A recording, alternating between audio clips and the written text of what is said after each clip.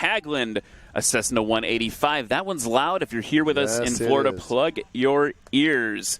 Timmy, as his mom wanted me to say, Timmy Fonseca in the 1959 Piper Comanche. I'm probably still saying the last name wrong. And then the one to watch in the beautifully polished, I wonder how much time he spends on that. Very nicely polished. Beautifully polished Cessna 180, Warren Grobelar. Now, Ryan, look at the lines on that Comanche.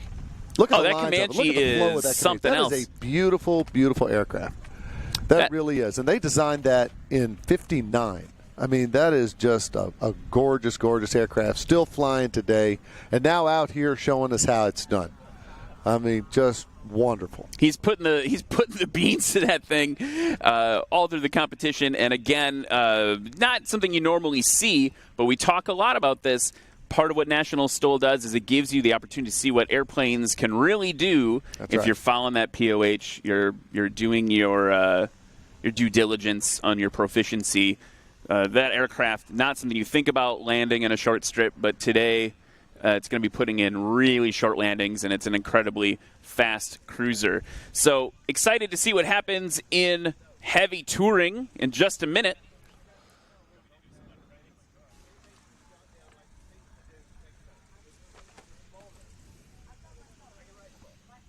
And let's talk a little bit about the folks that made this possible today. First and foremost, well, not first and foremost, but first, let's talk about Acme Aero. Acme Aero, you're going to see their products on a lot of the aircraft flying today. Acme Aero's focus is to provide products to make your aircraft safer, lighter, and perform better overall. Acme Aero, land where you want. And let's also talk about our headline sponsor, Aviat Aircraft, because we are the Husky National STOL competition. Husky. Aviat Aircraft, where luxury aircraft and backcountry meet, you'll find Aviat Husky. Many manufacturers claim to have a large mission profile, but only Husky delivers. With semi-Fowler flaps, Husky allows for shorter takeoffs and landings to get you in and out of the backcountry in the most efficient way possible. Come meet America's favorite tail dragger, the Aviat Husky. Faster, stronger, more. More. Emphasis on more.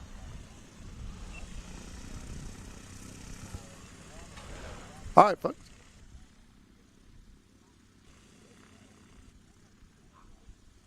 Outstanding.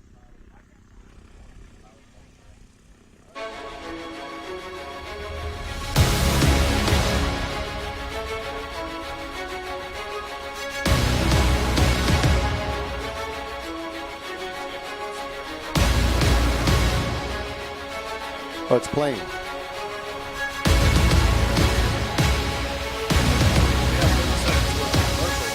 Yeah.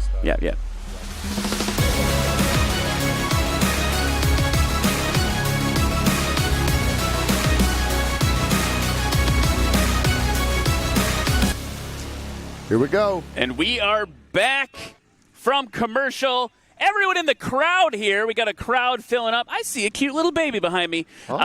Big crowd of folks behind us over there. You can kind of see us past the tower. Just want to say, hey, everybody, let's get pumped for some STOL action.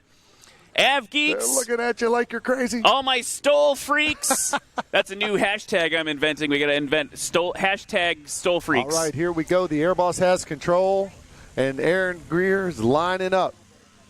Aaron Greer up to the line in that 182. Flew all the way from Washington State to come here. All the way across the country in that 182. It's a cross-country traveler, a heavy lifter. It's got lots of room in it. He flew it all the way across the country, and now he's about to show you exactly what it can do. Here we go. Good one, good one. Outstanding. He bumped his tail on the way up, had a good... Let's see, where is he measuring? First takeoff of the finals of the Central Florida Classic in the books. All right, and the judges are out there. I didn't see where the judge placed his foot. Now, those are the competition pilots out there judging. There goes that 185. Rob Hagland in the 185. It is loud. It is loud. And after that takeoff, he'll be proud. Boom, yes, zing. There you go. I'm full of them today. You like that. Yeah. You like that. Now, yeah, that's rhyming is good. Takeoff. That's Here's the Comanche. Here comes Timmy in the Comanche. Word on the street is that airplane might be for sale. Really? Well, it's got a beautiful paint job. A gorgeous aircraft. I can tell you, he does. Talking to Timmy last night around the campfire, he's not really looking forward to getting rid of it. That was something else. Great. No, he took off with authority. He did really well. He didn't even have to stay in ground effect very long. He was able to take off and really get to moving. And here comes the man to beat, Mr. Whoa. Clean. Mr. Clean. Whoa, there we go, getting that tail up. Getting that tail up. He's going to come down. He's going to slam that tail wheel, and up he goes. We were talking yesterday in qualifying about the taking a bite of the STOL sandwich. That's right. And that was a healthy bite. And sometimes you bite too early. It's all about timing on the takeoff. If you bite too early, you'll sink back down. Your tires will keep touching, and that's where they have to score, is the last place your mains hit the ground. So, but if you wait too late, and you pull and you just pop into the air, well, you know you had energy to spare. You could have taken off 30, 40 feet ago. So it's all about that timing. And when you talk about veterans like Austin Clemens and somebody who's been doing this a while, you know, they've got the timing down. Now here comes Aaron. Here comes Aaron Greer in his 182. First landing of the finals. Oh, that's a scratch. Well, that was kind of a drag. That was a drag. That's a scratch. Now watch. I played it up, and he may not even stop. They may call the scratch he knows over the he radio. scratched. Yeah, sometimes the air boss, kind of as a courtesy, will get on the radio and just let you know that you've scratched, so that you're not up there hammering your brakes, and you can save the brakes. Save the brakes. Save the brakes for a good run. So, you know, when you see a guy and they land, 10, 20 yards early, well, then you know that person scratched, and they just roll it on out. And sometimes the air boss gets a little saucy on you, and he comes on the radio and he says, "I think you know what that was." I think you know what that was. You know what that was. Look at off in the distance. Not sure you can see it on the camera yet. We've got Rob Hagland in the 185, kind of turning base to final. Here on runway 26. Yep, he's coming in kind of low. He's probably going to have to drag it in on the prop. He doesn't have enough altitude to come in with a good high angle of attack. Oh, wait, he's picking up a little bit. Now, remember, on final, power is altitude. Power is altitude. And your angle of attack is your speed. So he's using his trim wheel, and he's trying to trim this thing out, get all those 40-degree flaps down, and then he's going to drag it in on the prop. Wait for that nose to come up. There it is. He's got that angle of attack. A little bit of float, a little bit of bounce. It's all right. He's got to get it stopped. And with the tailwheel aircraft, it's always that fine balance of braking versus elevator authority. That's right. And you've got to, because you got to have some forward airspeed to have some kind of authority, some kind of aileron authority. But whenever you see him make that flare, you'll see that elevator at the back kick, and you'll see they're making their final flare, and it's all about the timing, all about timing that flare correctly. Here comes Timmy. Timmy and the Comanche. Coming in, floating in, looking nice. Man, I tell you, that is a sweet ride.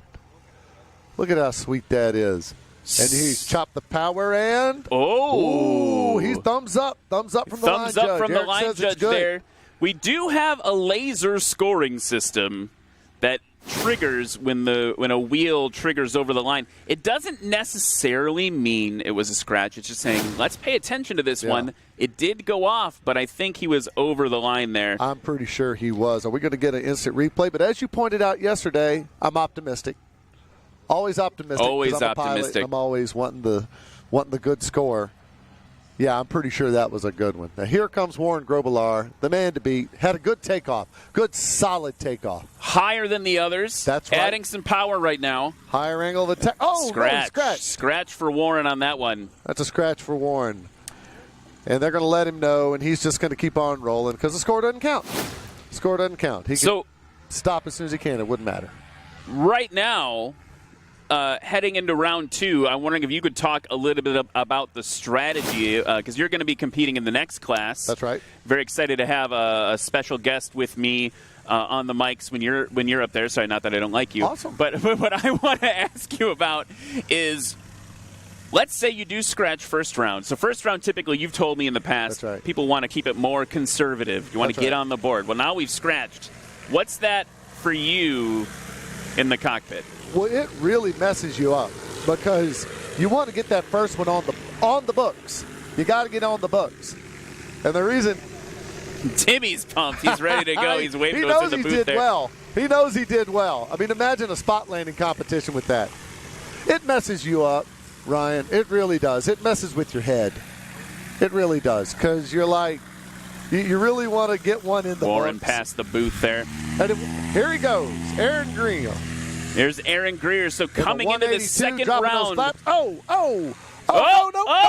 Yes, he got it. All right. He got it. He kept it up.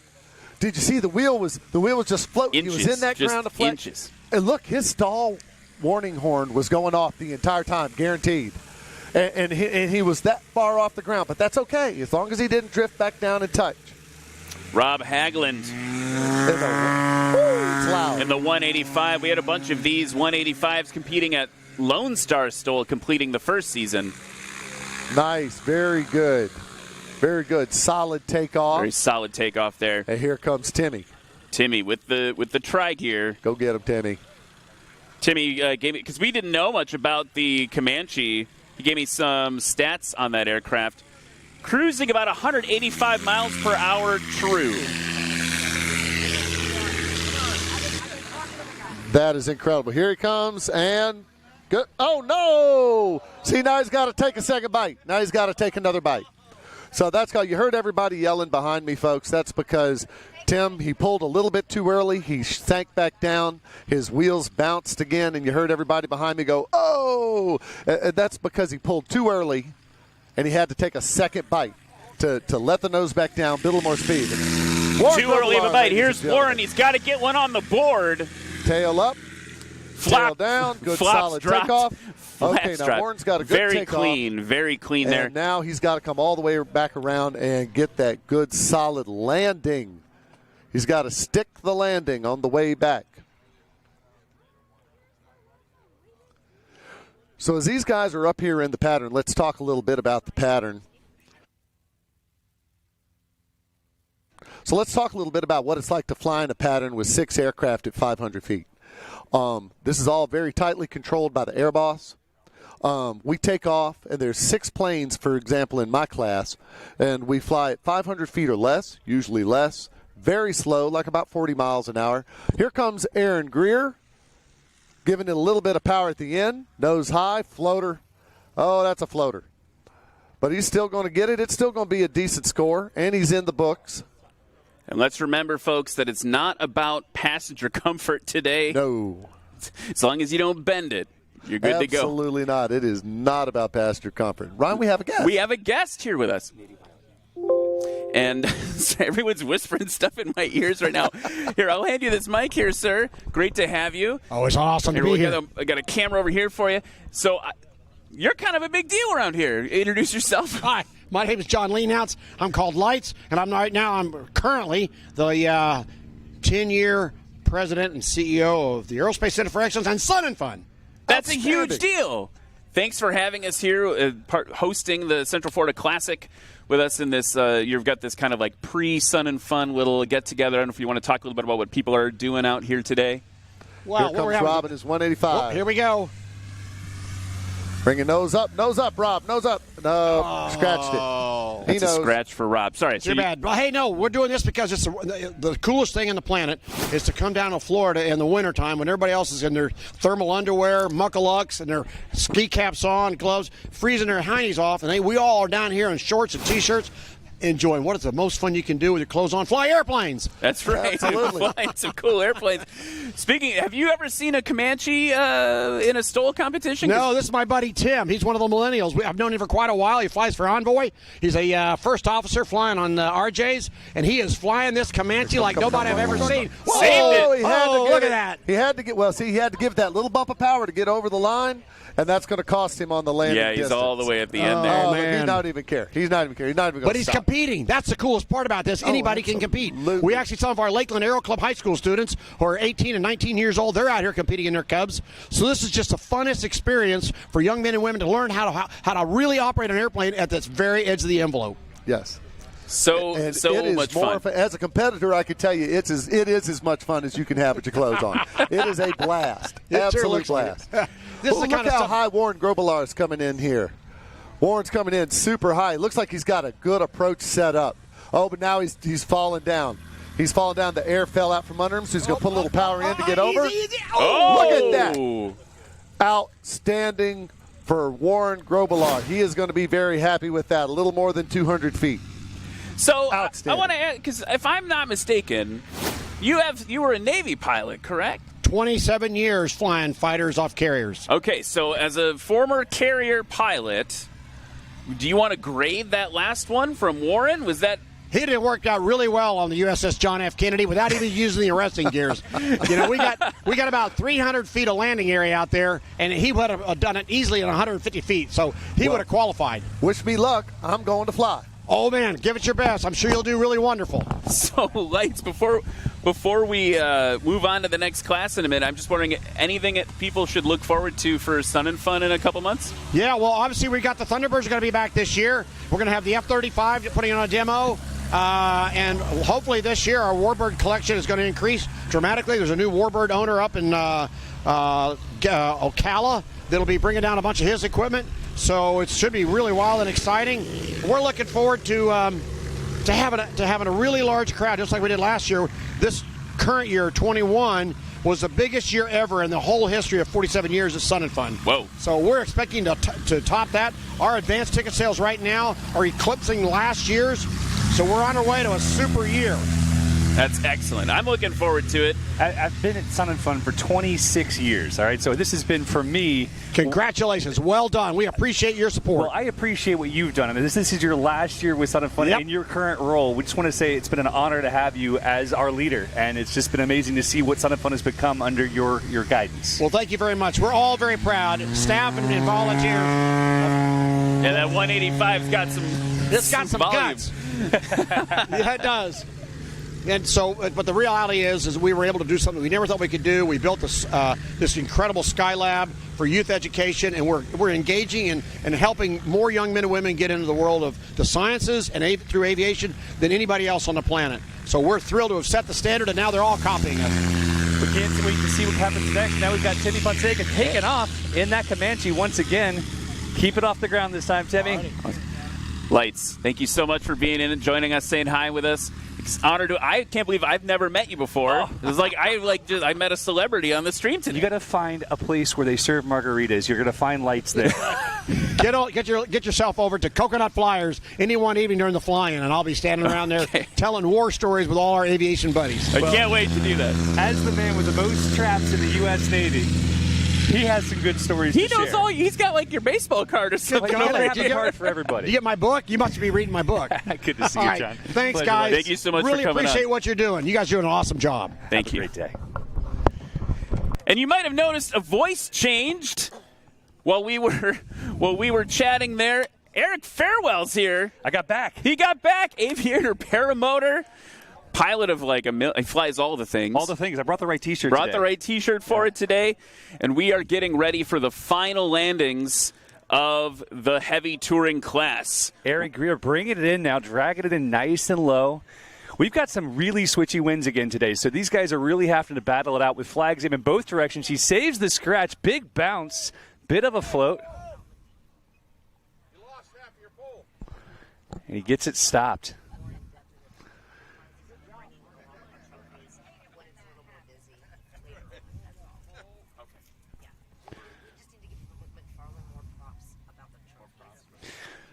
As I'm sitting here at the table for the first time today, I got to say, Ryan, looking at these incredible trophies, McFarland Aviation putting together some of the coolest props. I mean, we have to give props to the props. Props to the props, yeah, absolutely. These are so daggum cool. And, you know, I don't have my STOL plane finished, but next year I'm going to have to take one of these home one way or another. Yeah, and we've got one for each of the class winners plus the overall winner. Whoa, almost fell out of my chair. I was so excited about it. Can I compete for this one with my paramotor?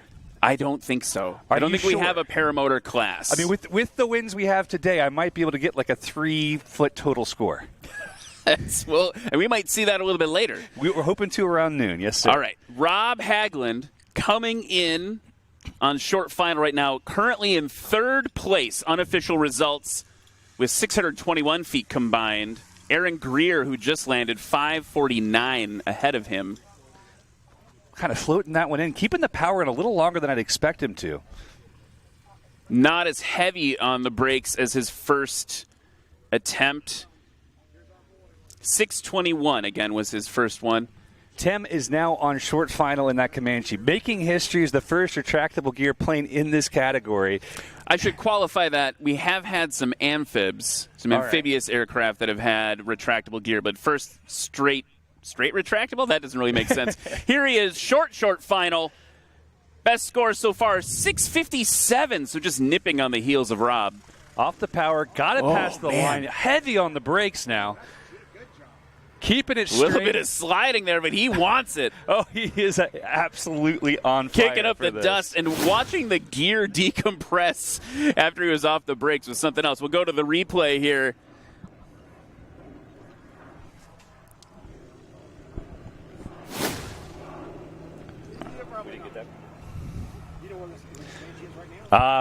We got news that the replay, while it was there, you couldn't see him because he was above the camera. Just above the camera there.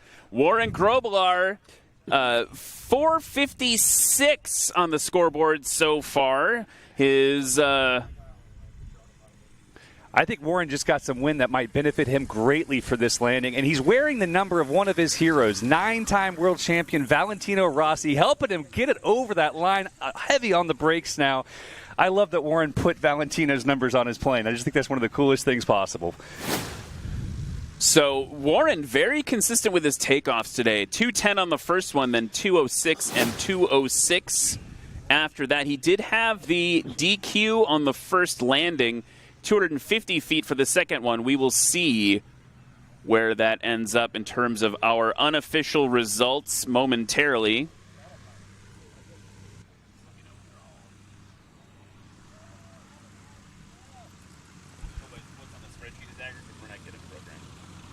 So let's walk through the unofficial results for heavy touring finals here at the Central Florida Classic.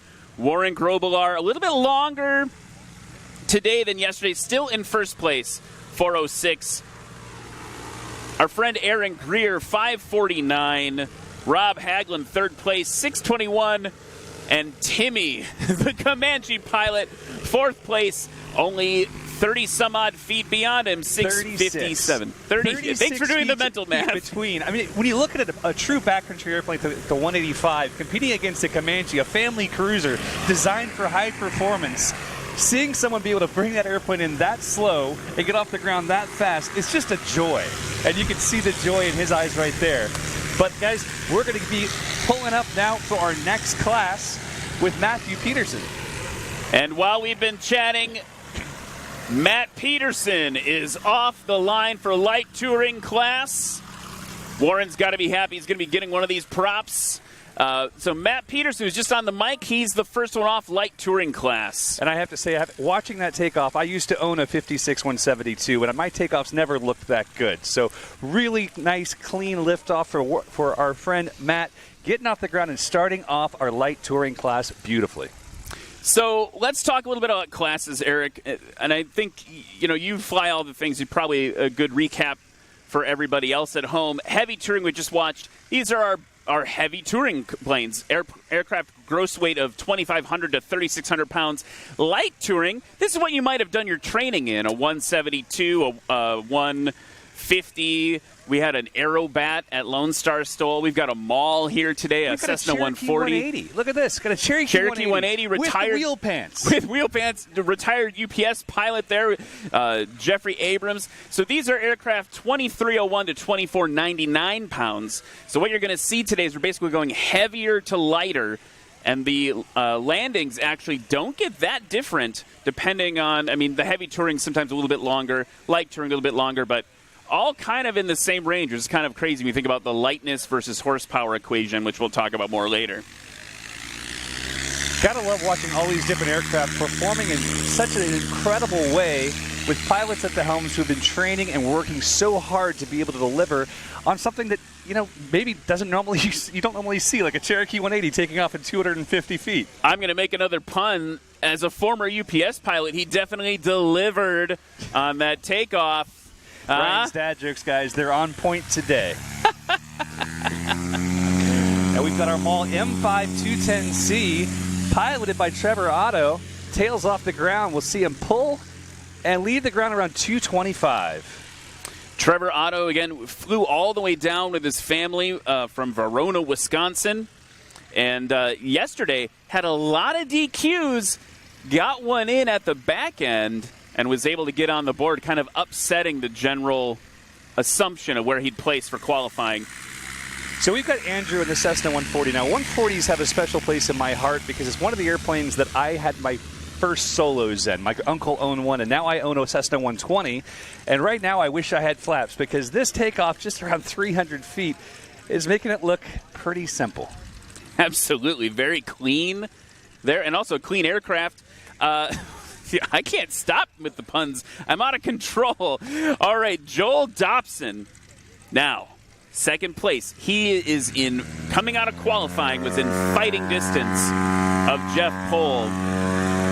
And this is actually a really interesting airplane because my understanding of this aircraft is this is a pretty massively shifted airplane. Originally a tricycle gear, now a tail wheel, a 172 straight tail, 1956. So it's not even a /A. It's just a standard 172 that has been converted. And a lot of times these airplanes have a lot of trouble because they lack the elevator size of a 180 or 185. Even a 170 has a lot more landing control. My uncle currently owns a I believe it's a 59, whose tail number ends with MB, Mike Bravo. We call it Mucho Bounco. So I'm very excited to see how Joel is able to control his landing in an airplane that's been redesigned and redeveloped to fly the kind of flying he's looking to do. So let's talk a little bit about Jeff Pohl. Jeff Pohl's on the line in Dirty Bird. Dirty Bird. Dirty Bird. Talking to Jeff Pohl last night, he was not super psyched about his performance in qualifying. He did have a good run. Whoa. Good first run. Excellent takeoff there for Jeff. You'd expect nothing less. Had a great first round takeoff and then DQ'd the second and third time. So he barely hanging on to first place there. Matt Peterson, low to your left. 57-172. Ooh, it's a scratch. The scratch there. Matt's not going to be super pleased with that. I think one thing that people really need to keep in mind here is with the changing temperature throughout the day here, you're going to start seeing a lot more sink as the day goes on. So these guys feel like they have it made, and all of a sudden the air just drops out from underneath them. What you made me think of there, Eric, is I was going to pull up the current weather conditions. Here's Jeffrey Abrams. Ooh, it's nice. Nice. So he's Heavy the first on the board. He's wishing he had some bigger brakes right now, just around 300 feet, but he's made a beautiful landing in that Cherokee 180. So current conditions at Lakeland Linder International Airport 39 minutes ago, so not the most current METAR. 360 at 3 knots. And I'm looking at the flags right now. It looks basically winds calm. STOL competitors always want a little extra on the nose to shorten up those landings. Here's the Maul. Trevor Otto bringing the Maul a little higher than his competitors have been, keeping the power and trying not to scratch. He does take it past the line this time. Nice effort. So you can see the improvement in Trevor throughout. Take it past the line this time. Nice effort. So you can see the improvement in Trevor throughout qualifying yesterday at the scratches and then finally got on the board. Now he's safely on the board. Again, the strategy typically is to play it a little more conservatively in this first round. So you're on the board and you can amp up your performance in the subsequent rounds. Here comes that Cessna 140 piloted by Andrew Fife. I'm not sure if Andrew got the memo to keep it a little more tame in the first round, but he is racing it just before the line. So definitely a scratch there for Andrew. Now, let's talk about it, though. I want to make sure people know at home, like, I fly a 172. I don't think hitting that close to the line, scratching that close to the line for me would be difficult. Like, I am not as Still be proud, Yeah, I would be very proud to scratch that close to the line. But we've got Joel Dobson back on that straight tail 172 tail dragger, 1956, coming in under power. And it looks good to couldn't me. have been closer to the line than that. Stopping just under 175 feet. What a beautiful landing. Again, yesterday, Joel Dobson, I mean, far away from Jeff, but closer than Jeff would like. Let's put it that way. 467 versus. Oh, we did a scratch for Joel. So Scratch City here in Lake Touring, Florida, but that's all right because we've got one more competitor making his way in for his second landing. First landing. Man, I'm just a little slow today. You're ahead. You're ahead of the airplane. Jeff Pohl coming in again. The one to watch. Nearly took the championship last season. Just edged out by Kenny Monger. Coming under just a bit of power, keeping that nose high and chopping just in time. Ooh, right on the line Very again. nice for Dirty Bird and Jeff Pohl.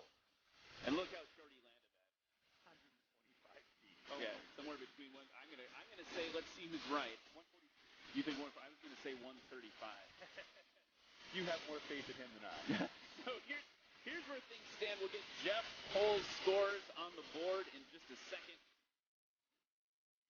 294 total for Jeff, and 294 is light experimental territory. I mean, we were seeing the low 300s. That's phenomenal. And it looks like I win the competition. You won. You got 147. 147. You basically nailed that. So here's where, after round one, light touring, Jeff Pohl, 294, Joel Dobson, 386, Trevor Otto, a bit further back, 528, and Jeff Abrams, the retired UPS captain. He came up to me today and he said, I want to make a correction from yesterday. You said I'm a current UPS pilot, and they're not paying me that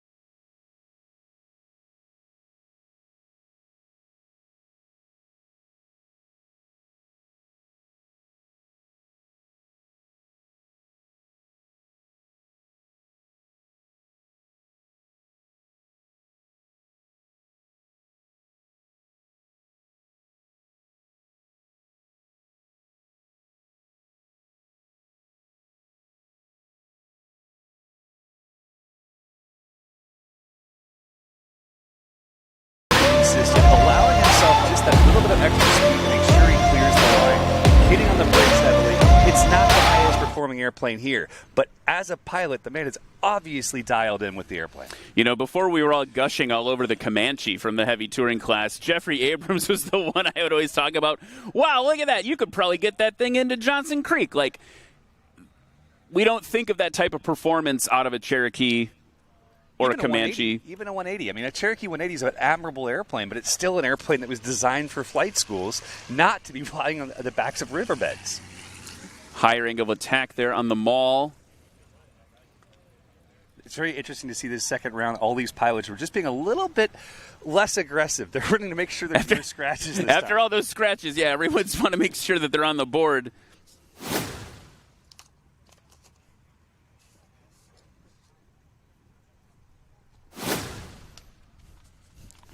We just found ourselves a gift voucher from Aero LEDs, and I'm trying to steal it from Ryan, but he's not having any of it. I'm not letting you have it. Here's the 140. We're going to talk about Aero LEDs in a minute. Again, safe. Such a beautiful landing, actually. I love watching those vintage tail draggers come in for landing. And I will say this for a 140, it definitely does do a really nice job of three-point landings. But let's talk some about these Aero LEDs. Let's see how quick we do. Aero LEDs is one of our sponsors here. Definitely an industry leader and pioneer in the new generation LED lighting. This is for another one of the prize package, I believe. They've got a gift voucher here. There we go for a nice safe landing. Joel Dobson with a safe one. So this is $1,000 towards any Aero LEDs purchase for our competitors. I will say this, as a guy who's building a Kit Fox, I could sure use that. What do they do to earn this? So that's part of the prize pack. Again, we'll stack that up. Look at all this great stuff for the pilots here on the board. We got the MT prop by McFarlane trophy. We've got the Garmin D2 Air by our friends at Sarasota Avionics. Aero LEDs providing some of their products. Aero LEDs, by the way, industry leader and pioneer of new generation LED lighting technology for aviation, and they've become very popular amongst the STOL and air show community. Here's Jeff Pohl. Short final, bringing it in under power once again. Does not want to scratch this one, and it looks very close. Very nice landing for Jeff.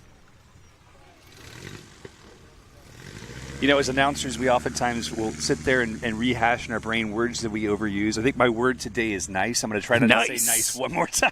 Excellent. Let someone get a thesaurus up here for Eric. We could use a thesaurus and a dad joke library for Ryan. That's fair. Okay, run 2 in the books. Jeff Pohl, still your current leader here at the Central Florida Classic. Instant replay.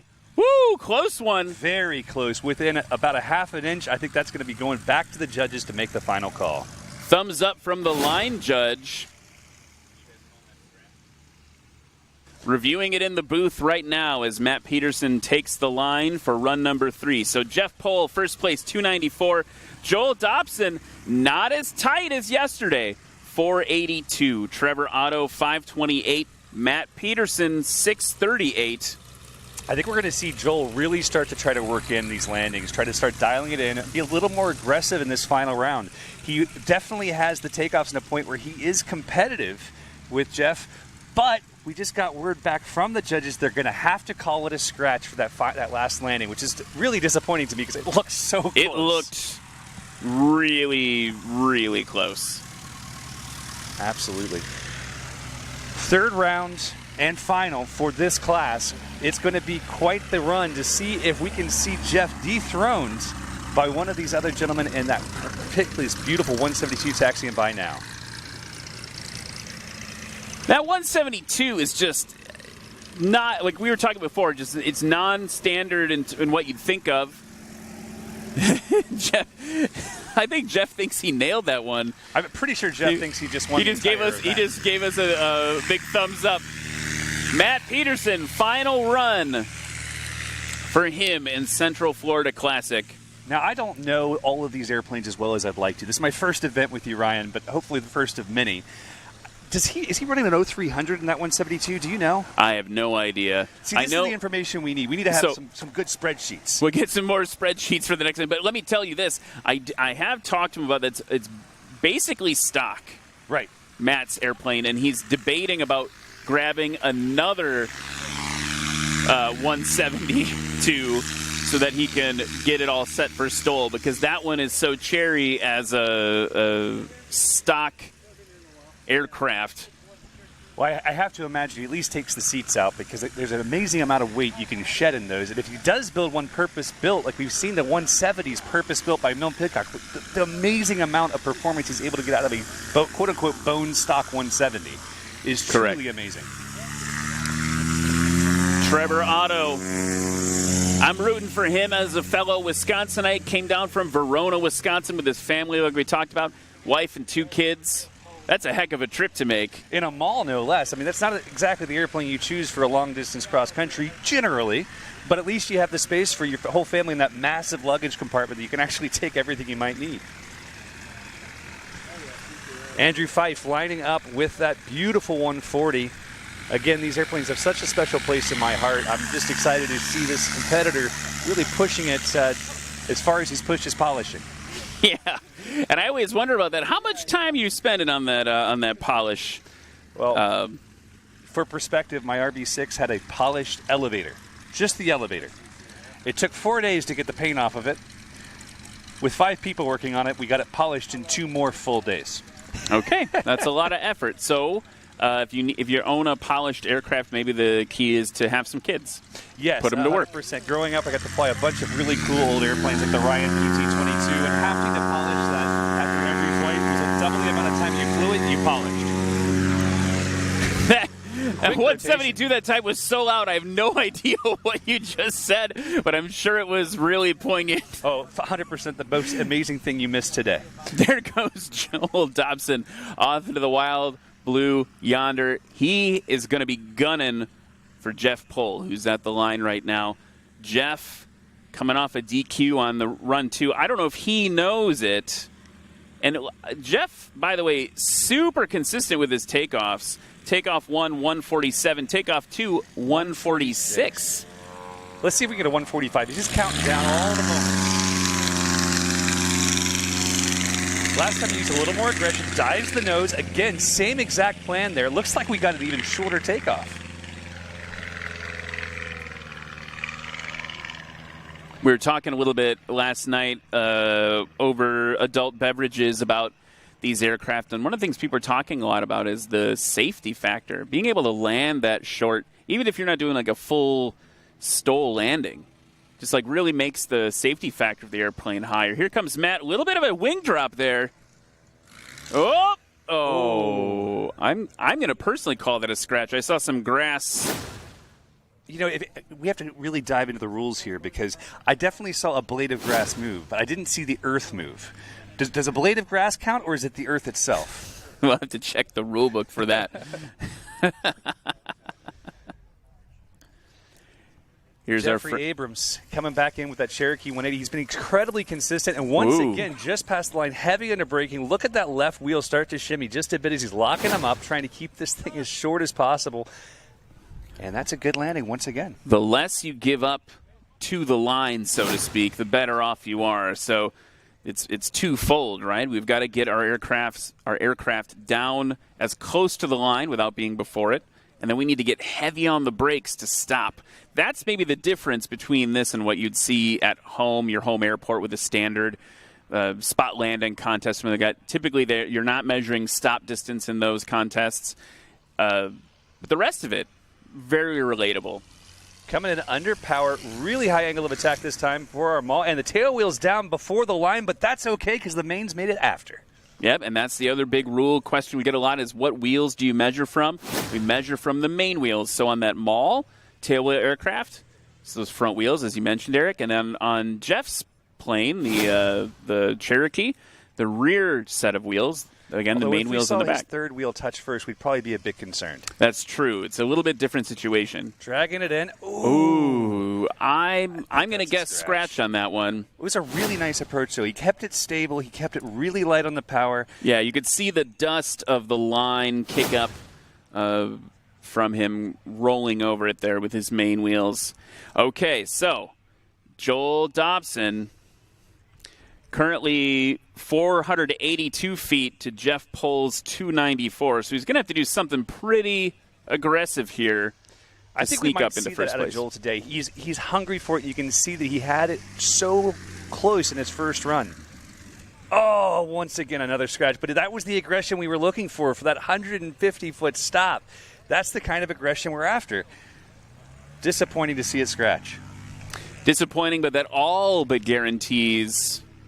Well, maybe literally does here. Not all but literally does guarantee. Jeff Pohl is our champion. Jeff Pohl is our unofficial champion. So Jeff's coming in for his victory lap here. I think he still thinks he probably had it on run 2. And I bet the other thing you're going to see, Jeff, very competitive, probably will be in the judges' booth after the competition today, wanting to see that second run just to see how much of a DQ it was. And it was incredibly close. Here he is, short final. Hanging it on that prop. Yeah, different approach for him this time. It is a scratch, but he was still going a little more aggressive, looking for a little higher deck angle, more power. Definitely different than what we'd seen him do in the previous landings. Yeah, we can talk about that again. So we made a note, Eric, about the consistency from Jeff, and we were wondering about that third takeoff. Literally 147-foot takeoff number 1, 146-foot takeoff number 2, 147 takeoff number 3. That is consistency that you rarely see. Not only do you really see that, but something that I notice about the way he chooses to take off is a lot of pilots you'll see, especially in the light experimental, a lot of aggression, diving the nose down as they apply the flaps, right? Trying to get at the extra speed, decreasing drag. They understand that every ounce of drag is something they need to remove. What I notice with our good friend here, he waits and does that after you'd expect him to. You know, instead of that initial surge forward we see from the 180s or from the Carbon Cubs, he actually gets up on step, and then just before he slams the flaps down, he's rolling it forward about 5 degrees, then flaps, then pitch. It's something I haven't seen from other competitors, and I wonder if that's part of why he is so dadgum consistent. Getting ready for the Busch class now. So before we go to the Busch class, we're going to talk again about those scores. First place, Jeff Pohl. 146. And again, 146. And then Joel Dobson there at 193 for the takeoff, 206 for the landing, 482 overall. You know, we've got these guys just really pushing themselves further and further. Our friend in the mall, Trevor Otto with a 519, and Matthew Peterson with a 638. I'm missing our number 5, but Andrew Fife is in at 774. And now I believe we're going to kick it over to the Busch class. Kicking it over to the Busch class, but first we're going to take a break for commercial, and we'll be right back here in beautifully sunny Lakeland, California. You know, Lakeland, Florida. What am I doing? Lakeland, Florida. We're at the Central Florida Classic. Joel Dobson's happy about that. We'll see you guys in just a minute.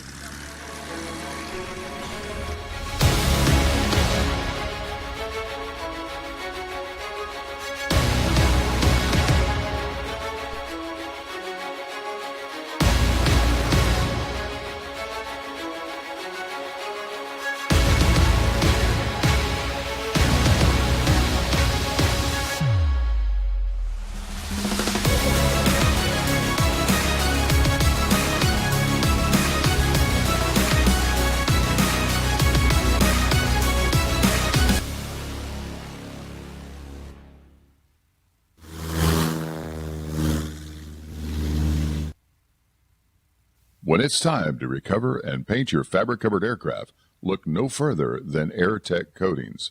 Since 1982, our FAA-approved system provides you with a shiny, durable, easy-to-apply product. The AirTech system has fewer steps than any other product on the market today, saving you both time and money. While using cutting-edge technology, we offer a wide range of products. Whether it's for work, play, antique, or aerobatic, we have you covered. Remember, we make paint fly.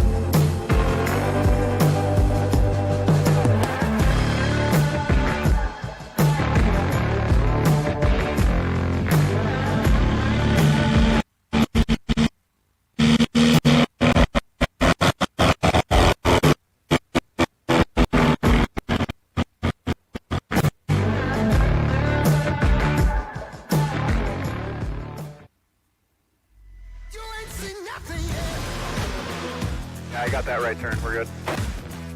Let's meet up at the compound group up. At 10-4. Yeah, for sure, dog. Good, little driver, straight on through.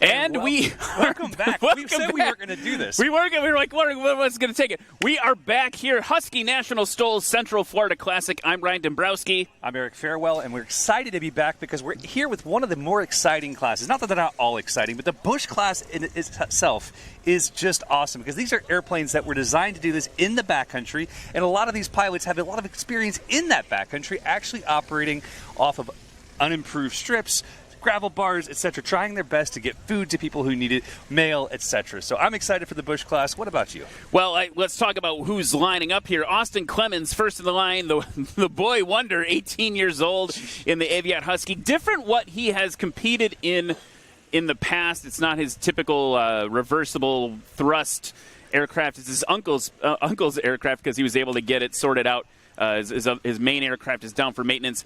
In C2, Charlie 2, Ryan Moran in a Piper Super Cub. Gary Rower. Yeah, we got another Aviat Husky. Aviat, obviously one of our sponsors for this event. And seeing these airplanes show up in style is an important thing.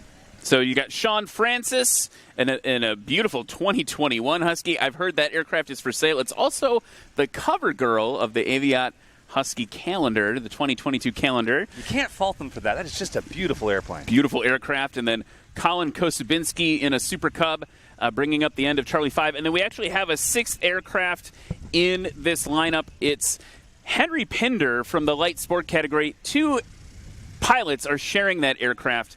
So he'll be running with this group, but his scores will be applied to that light sport category. Now, you had to explain this to me earlier, and I appreciate the explanation because what we're seeing here is so many pilots wanting to fly in this that there aren't enough airplanes. And Correct. That's not a bad thing, right? We want to continue to see these classes grow, and obviously this is an invitational, but being able to see these guys compete, even though he's not in the Bush class, I promise we will be comparing and judging him as if he were because it's going to be interesting to see how the different classes line up. I think he'll be doing the same, and this is that particular aircraft father-son competition there. So it'll be fun to see how they stack up against each other. Here's Austin Clemens. Interesting approach, lifting the tail initially, then dropping it back down, giving up some of that drag reduction, but it does come off at a very respectable distance. Taking that bite of the STOL sandwich, as Matt, who was here earlier, was mentioning.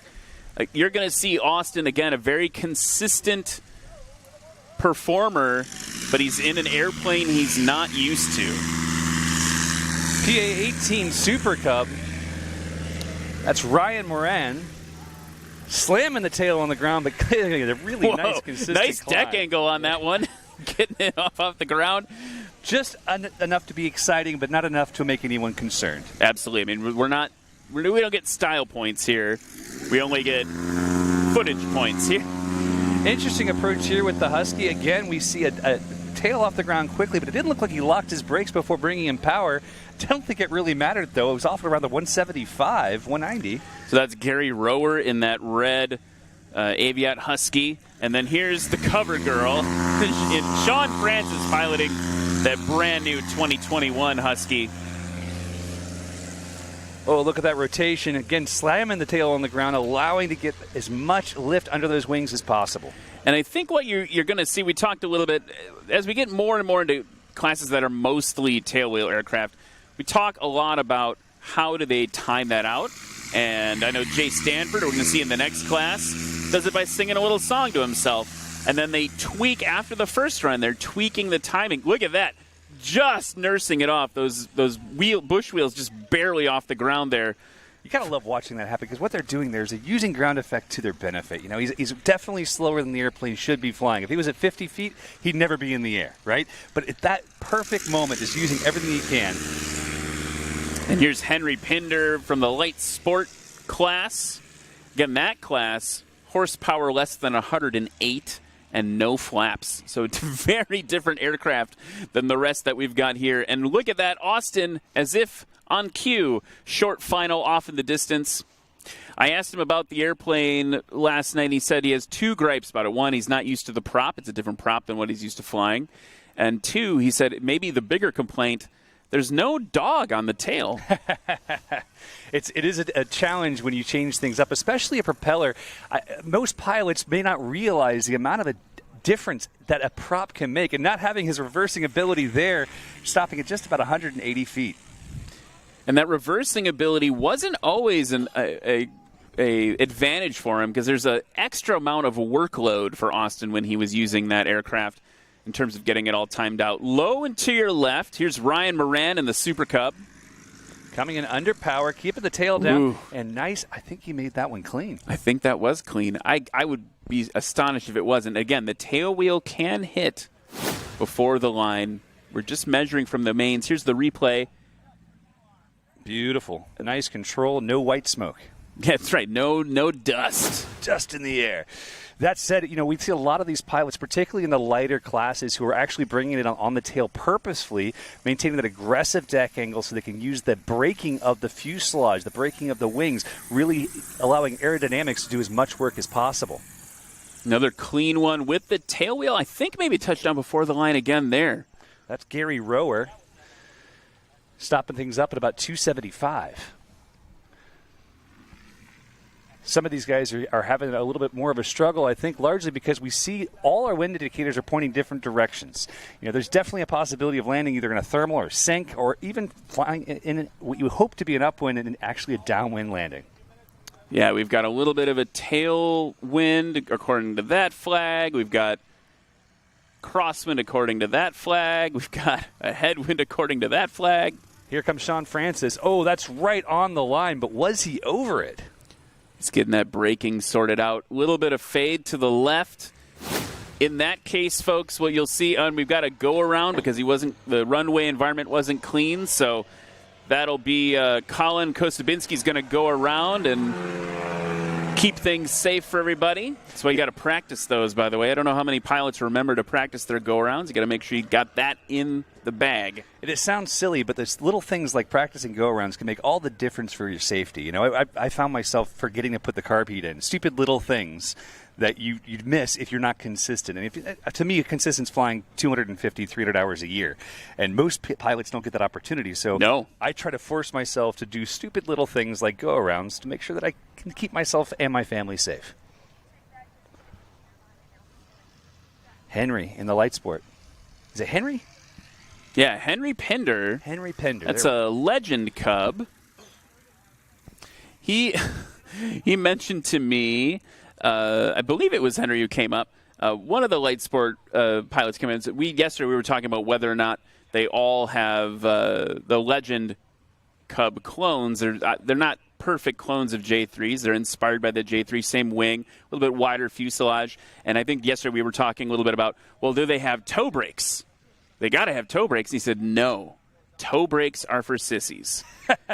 Even the modern versions from Legend aircraft, almost all of them have heel brakes still. One of the things I like about that Legend Cub is it actually has a door on the left side also. So instead of just being able to get on the right, you can get in left or right.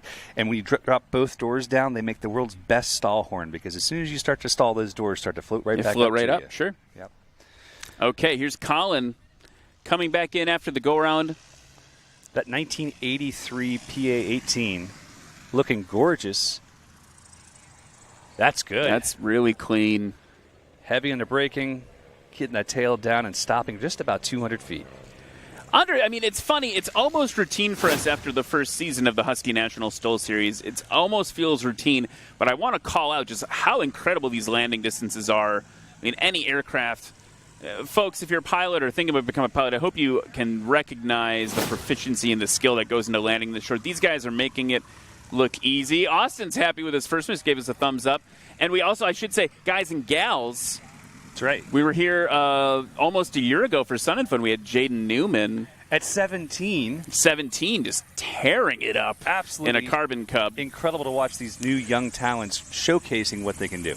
Before we move on here, as they get ready to go to the line, we mentioned Aero LEDs before, but I wanted to mention that gift certificate for the competitors, Aero LEDs is sponsoring this class. So we want to thank them for that as well, sponsoring the Bush class. Eric, you mentioned that you've spent a lot of time on their website. I have. So I actually, Aero LEDs, a lot of my friends have them on their airplanes. As I've been building my Kit Fox, I obviously wanted to find the brightest light for the right budget, because we have the opportunity to use non-TSO'd materials with Aero LEDs, and that's just a great thing because it saves us money. And Aero LEDs definitely offers some of the brightest, most consistent, and highest quality lights that are available for experimental aircraft and certified aircraft as well. Well, Aero LEDs even in the Aeroshell aerobatic team, I believe, uses so. Aero LEDs. Yep, absolutely. There's so many fantastic lights that they offer for every application, and there's definitely a couple boxes coming my way for my Kit Box. Here comes Ryan Moran on the takeoff. Austin Clemens already off for round 2. As we head into round 2, I'm going to catch you guys up on some scores here. 368 for Austin Clemens. Not that far behind him, Colin Kosubinski, 412. Not that far behind him, Gary Rower, 487. Not that far behind him, Ryan Moran. So it's a tight grouping. Everyone's within striking distance of each other after round 1. The 4 of them that are on the board, of course. So that's pretty exciting for the finals today. We're seeing a 13-foot difference between our 4th place and our 3rd place. That's the kind of thing that becomes very entertaining as we're watching this beautiful airplane rocking the wings of the PA-18 behind him with that thrust. He's dusting them a little bit there. And the other thing you'll see is as the pilots roll up to the line, and you don't see it as much today, but you'll see them looking. You don't see 2 things I wanted to point out. One, depending on where the crosswind is, you'll see pilots cheat to one side or the other to try to get any crosswind component that they can turn into a headwind. Nice bite of STOL sandwich. That I'm going to keep saying that. I love that metaphor. The other thing you'll see is they're going to be watching those flags. We have light and variable right now. Even a little bit on the nose can make a difference in your takeoff distance. So you'll see them watch the flags sometimes, waiting for a little extra gust to start the takeoff roll, timing it to that wind. Well, here's a question the viewers at home might be asking. Do they get to time their own takeoffs, or do they have to go when the air boss tells them to? So they are released, but I believe they have some variability in the time and when they can go. They obviously cannot foul the runway for the people coming behind them. And speaking of that, Austin Clemens, just as Henry's off the ground, Austin's on short final here. A little bit higher this time, if I remember correctly. Definitely a bit higher, coming in power off this time, not trying to really cheat it, but letting the gear take the brunt of that landing, heavy under braking. It looks like he'll be stopped just about 200 feet. Very consistent for Austin, even with a different approach path. So his second takeoff was better, with 175 foot to his first 188. First landing was 180. We'll see what this next one comes in. Ryan Moran currently in 2nd place, working his way in. Power's pulled early. Oh, it's a scratch. So Ryan Moran, actually, I'm going to correct you there, was in 4th place. 4th place. Your computer's so far away. I'm getting I know, old, it's fine. Yeah, the eyes are small. Ryan Moran, 4th place. Colin Kosubinski, though, in the other Super Cub. He is in on 2nd approach place now. And this is... That's going to be Gary Rower. Another Husky.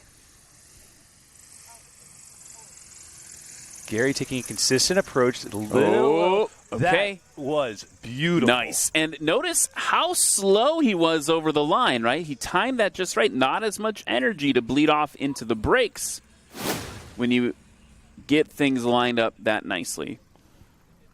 Great to see the consistency there and really trusting that he had the lift he needed to make it past that line. I would have been really, really considering blipping the throttle.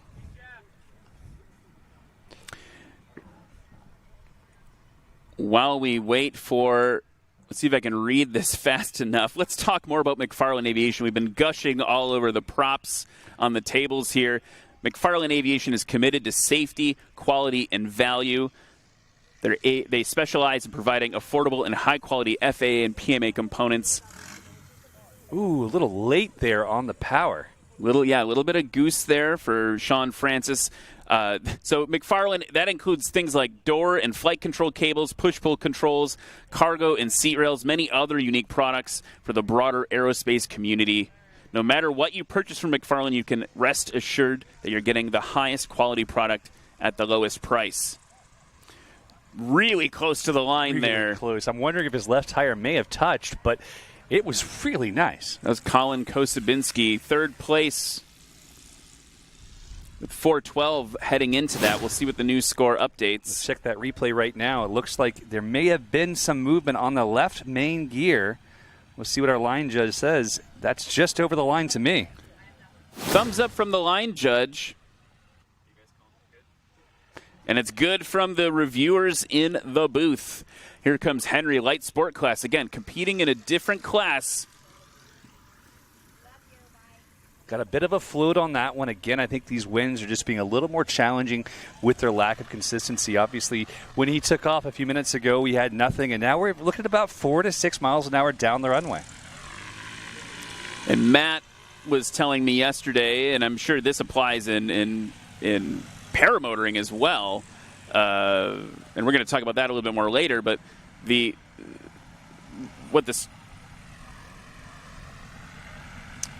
got some scores with we just got upset. I was about to wax poetic about gusty winds, and the booth said, "Hey, did you notice? Did you notice the upset?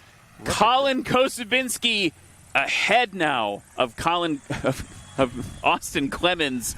So we've got 358 for Kosubinski, 368 for Clemens, and again, not far behind him. Just behind him, we've got Rower really nipping at their heels. I think we're going to see the potential of another upset in this final round. I'm excited to see who's able to take it home. Everything's super tight in those first three. It's literally, it's going to be down to one. Can Austin come in, make up that 10 feet? 2, Mr. Kosubinski, can he make a mistake for Austin to let him back in?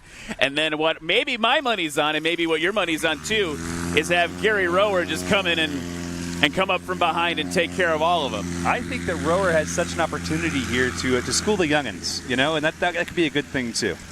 Okay, so Austin was up with some fury there, keeping it low this time. Speed and aggression. And Austin, I got to tell you, you want to talk about flying all the things. Instagram for him all the time. Piper Cubs, Stearman, Jets, the whole thing. Oh, that's fantastic. There's Ryan Moran. Very aggressive on this takeoff, but pulling it off the ground at less than 200 feet. Currently in 4th place heading into this round. Here's Gary Rower in 3rd place with 387 combined. His last takeoff was a massive improvement, 387. Or sorry, that's his combined score. But still, his second takeoff was an improvement of 40 feet, basically, 39 feet. Well, right now we have the wins that they're looking for right down the pike, and we're absolutely going to see some incredible performance out of these Aviat Huskies. Quick rotation. Whoa, there we go. 30 feet or so. Right now, these pilots are begging. They're saying, please, release me, release me. We have the win. We have wind. Let's go. Yeah, here's Colin Kosubinski, first place with the upset against the boy wonder. That beautiful 1983 Piper PA-18 Super Cub, bringing the power in now. Tails coming off the ground. We'll see what kind of method he uses for this takeoff. He is off at 125. Okay. We're going to be watching this one closely.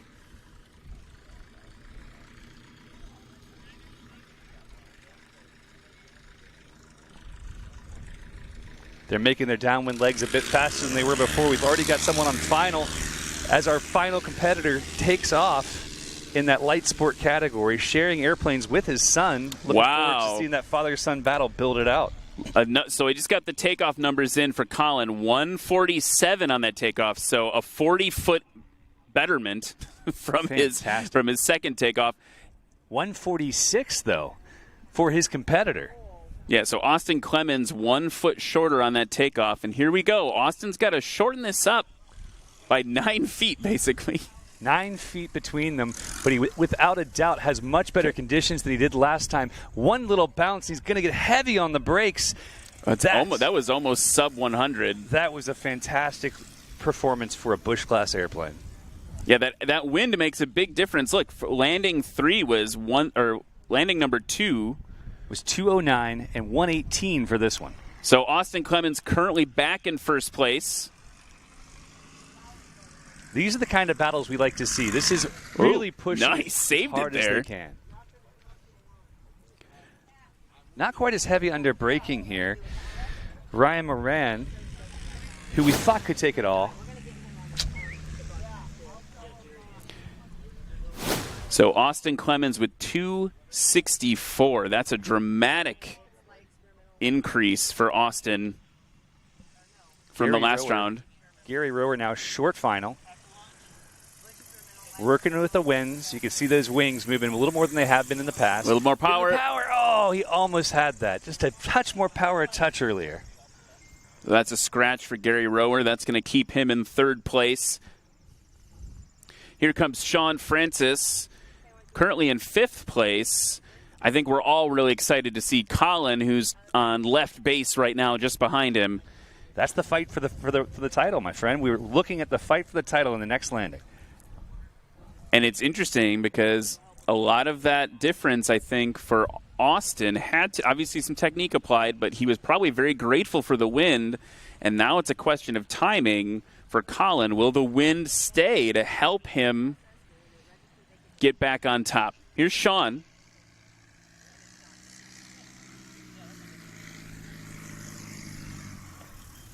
Ooh, I think that was a scratch. I just watched it there. I think it looked like a scratch as well. He was kicking up the dust. Oh, what a disappointment for that beautiful 2021 Aviat Husky. Yeah, clearly a scratch on the replay there.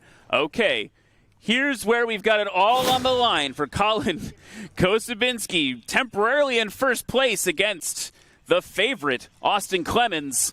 Holding it off right now, getting a little bit of wing wagging back and forth right on the edge. Collins pulling power early, bringing it back in. He'll make it across the line, but can he get the brakes in fast enough? He gave up some footage there. And I'm not going to call it at all. I'm going to wait for the math. You got to have the math guys do the math things up in the tower. I don't want to be the one that calls that one wrong. This has been some riveting competition for this class. And as we continue to push forward into our next classes, I expect we'll see even more.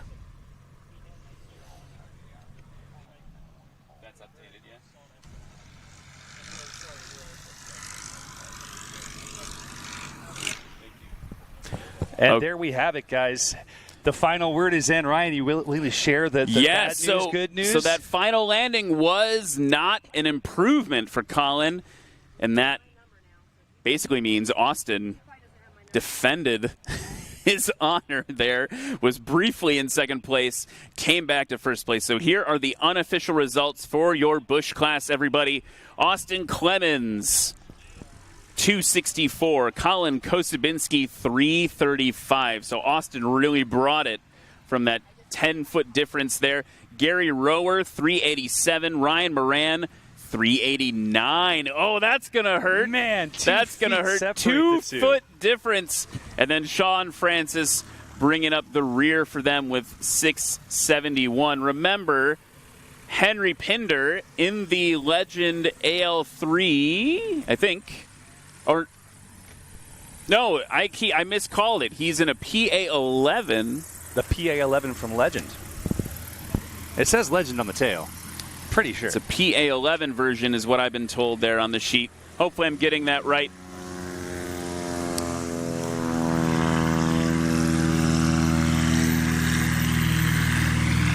Someone came up to me and corrected that with me.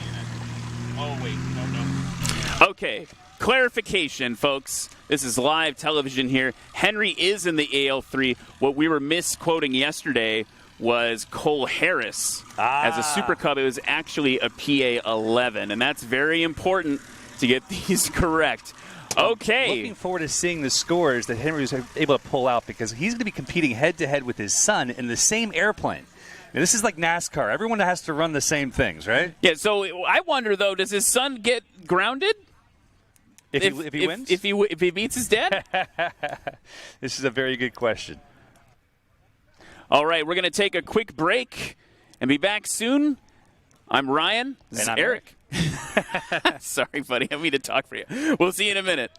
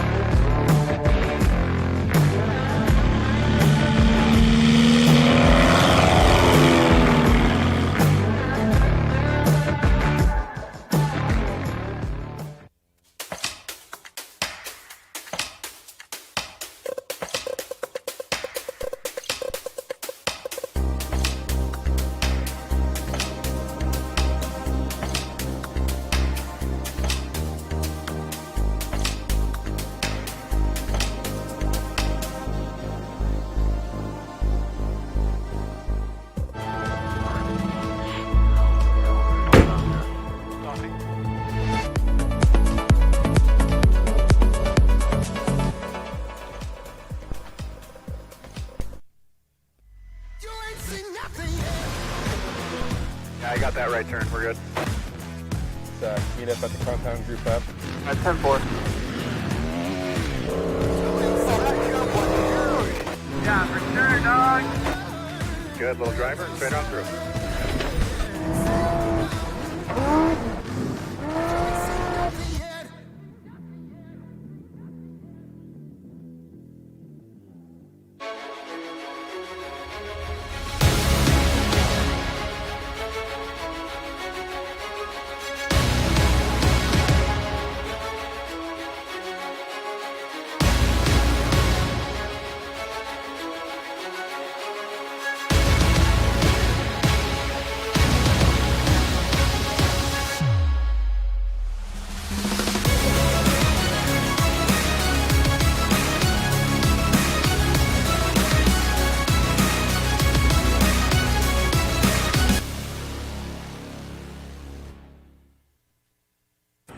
Hey, I'm Chad, and I am Legend. So once I decided I wanted to buy a bush plane, a Super Cub, before I began my research, I had never even heard of Legend aircraft. I had heard of a couple different manufacturers, and that's really what I started with when I started researching. It was only through doing different Google searches and getting on the forums and hearing about this Legend brand that I began to really research them. And what I know today is Legend aircraft is the best kept secret in aviation. It doesn't appear to me that they spend their money on a lot of marketing and advertising. They spend that money on research and development and into building a great product. Another factor for me, aside from the build quality differences, the willingness to customize, the customer service, their willingness to sit down and almost do kind of a ground-up one-off creation. On top of that was the other manufacturer that I was looking at. If I were to spec out this plane as close as they could get, I was getting less value, a less rugged, less sturdy, not as well-built airplane, and an airplane that ultimately, at the end of the day, was not exactly what I wanted. That plane spec'd out at about $100,000 more than the Legend aircraft version. And what I ended up with here with the AmeriCub was exactly what I wanted out of a bush plane and out of a Super Cub. And and Legend Aircraft was willing to build that for me.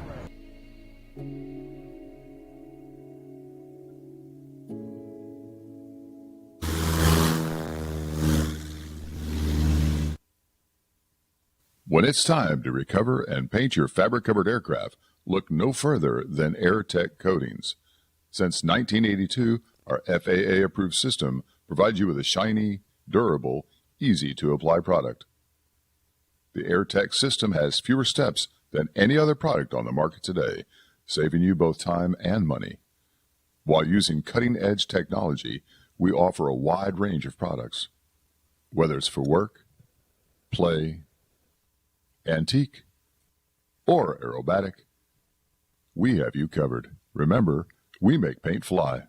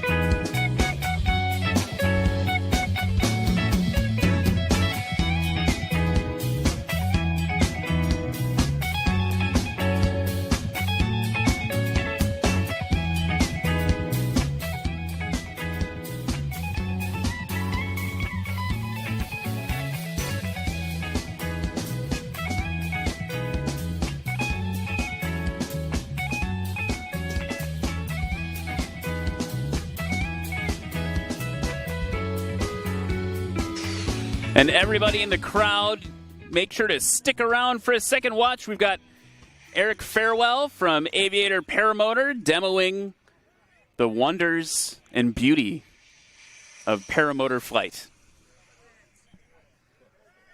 Or as he likes to call them, butt fans. Getting all suited up right now to show you in just a moment.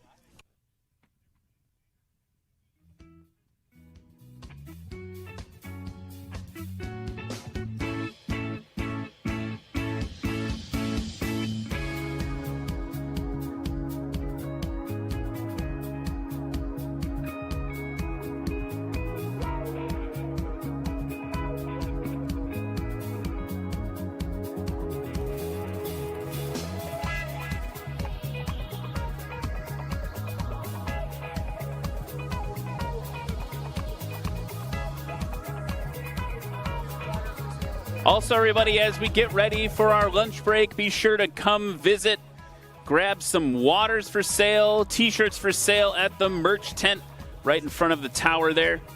You want to show your support for National STOL, that's a great way to do it. Get your Central Florida Classic T-shirt.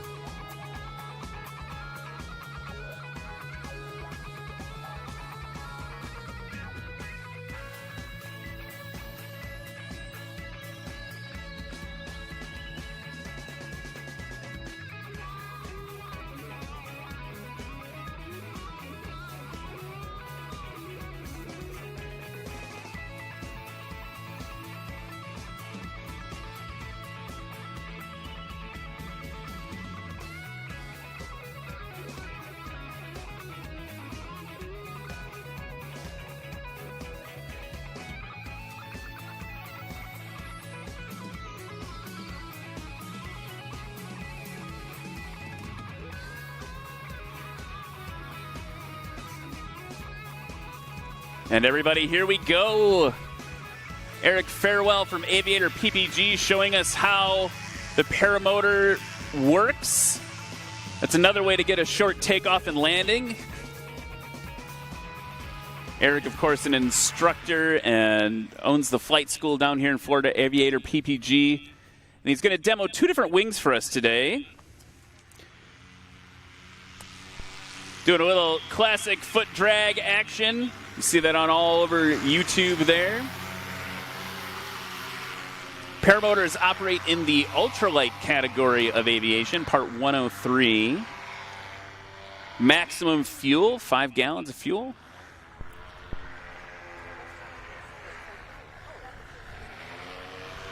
Cost for a paramotor, pretty typical, like similar to a motorcycle. And I don't know about you, I kind of think it looks a little more exciting than a motorcycle to me.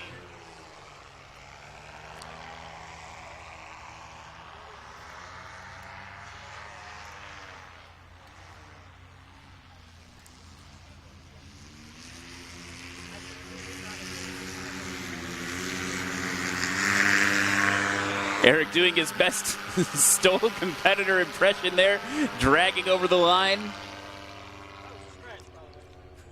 Doug from National STOL says, I want to make sure you call it out that was a scratch, though. It definitely was a scratch.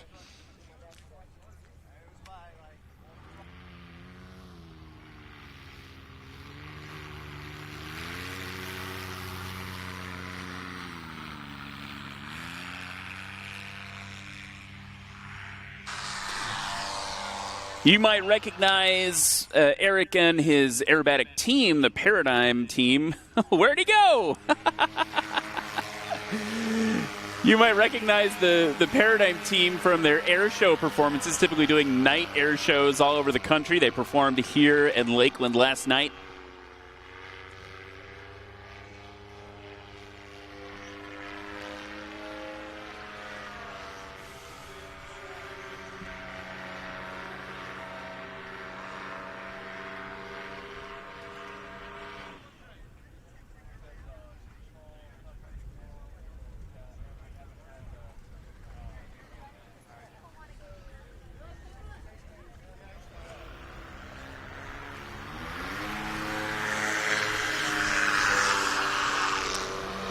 Super impressive turning radius.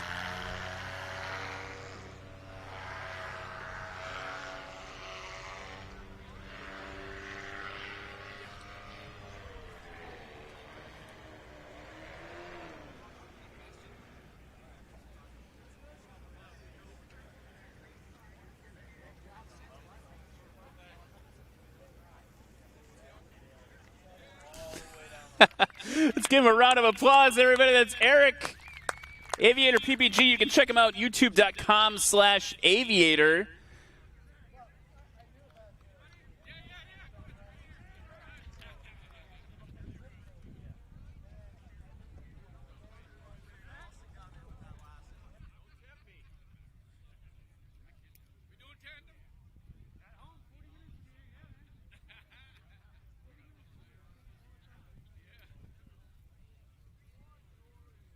Eric's school, just a short drive down the road from Lakeland, about 20 minutes from here. They've got an operation, Eric told me the other day, something like 18 new students coming out this week to be paramotor pilots, learning how to be safe and have fun with that awesome technology.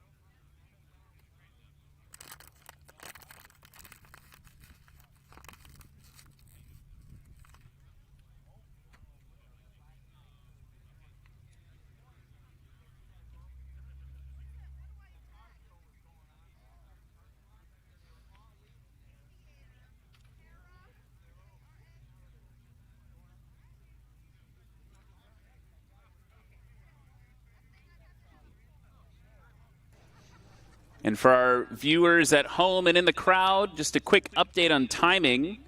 In about 10 minutes, we're going to revisit the memorial service from this morning. And in about 30 minutes, the STOL competition will continue. So if you're here in Lakeland, now's a great time to grab a bottle of water, grab a T-shirt, grab some food. If you're at home, go to your fridge, do the same. We will be back with you shortly.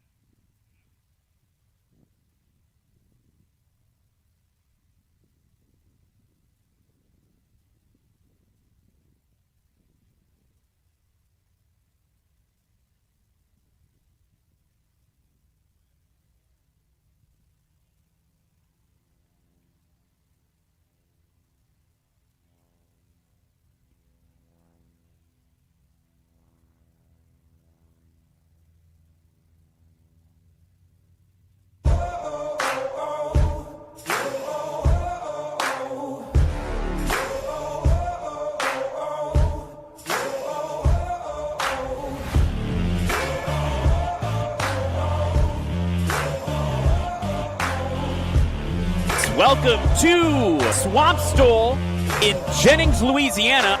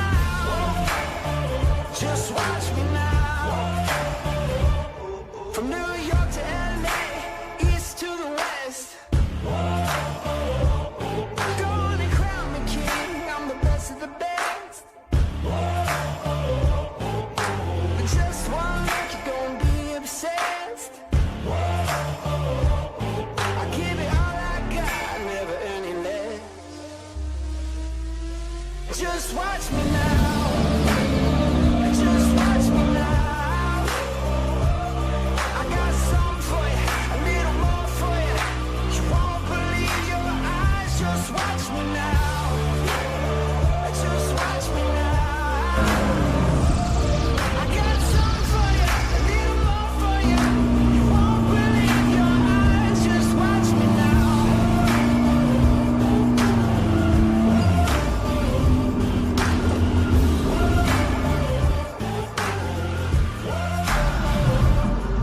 Just watch me now. Just watch me now. Just watch me now. Just watch me now. He got on that reversible prop as soon as his Alaska bush wheels hit the turf. That was outstanding. Boom. Now, did you see the shocks play out? I did. He was completely out of it. Hey. Jeff Womack, ladies and gentlemen, he's got a GoPro on that thing. Sacrilege. He's got a GoPro on a 2-cylinder, 39 horsepower, 1934 Aeronautica C3. And here he goes, ladies and gentlemen. No tail wheel, just a tail skid. I guess I'm going to go hold the baby alligator. See you guys later.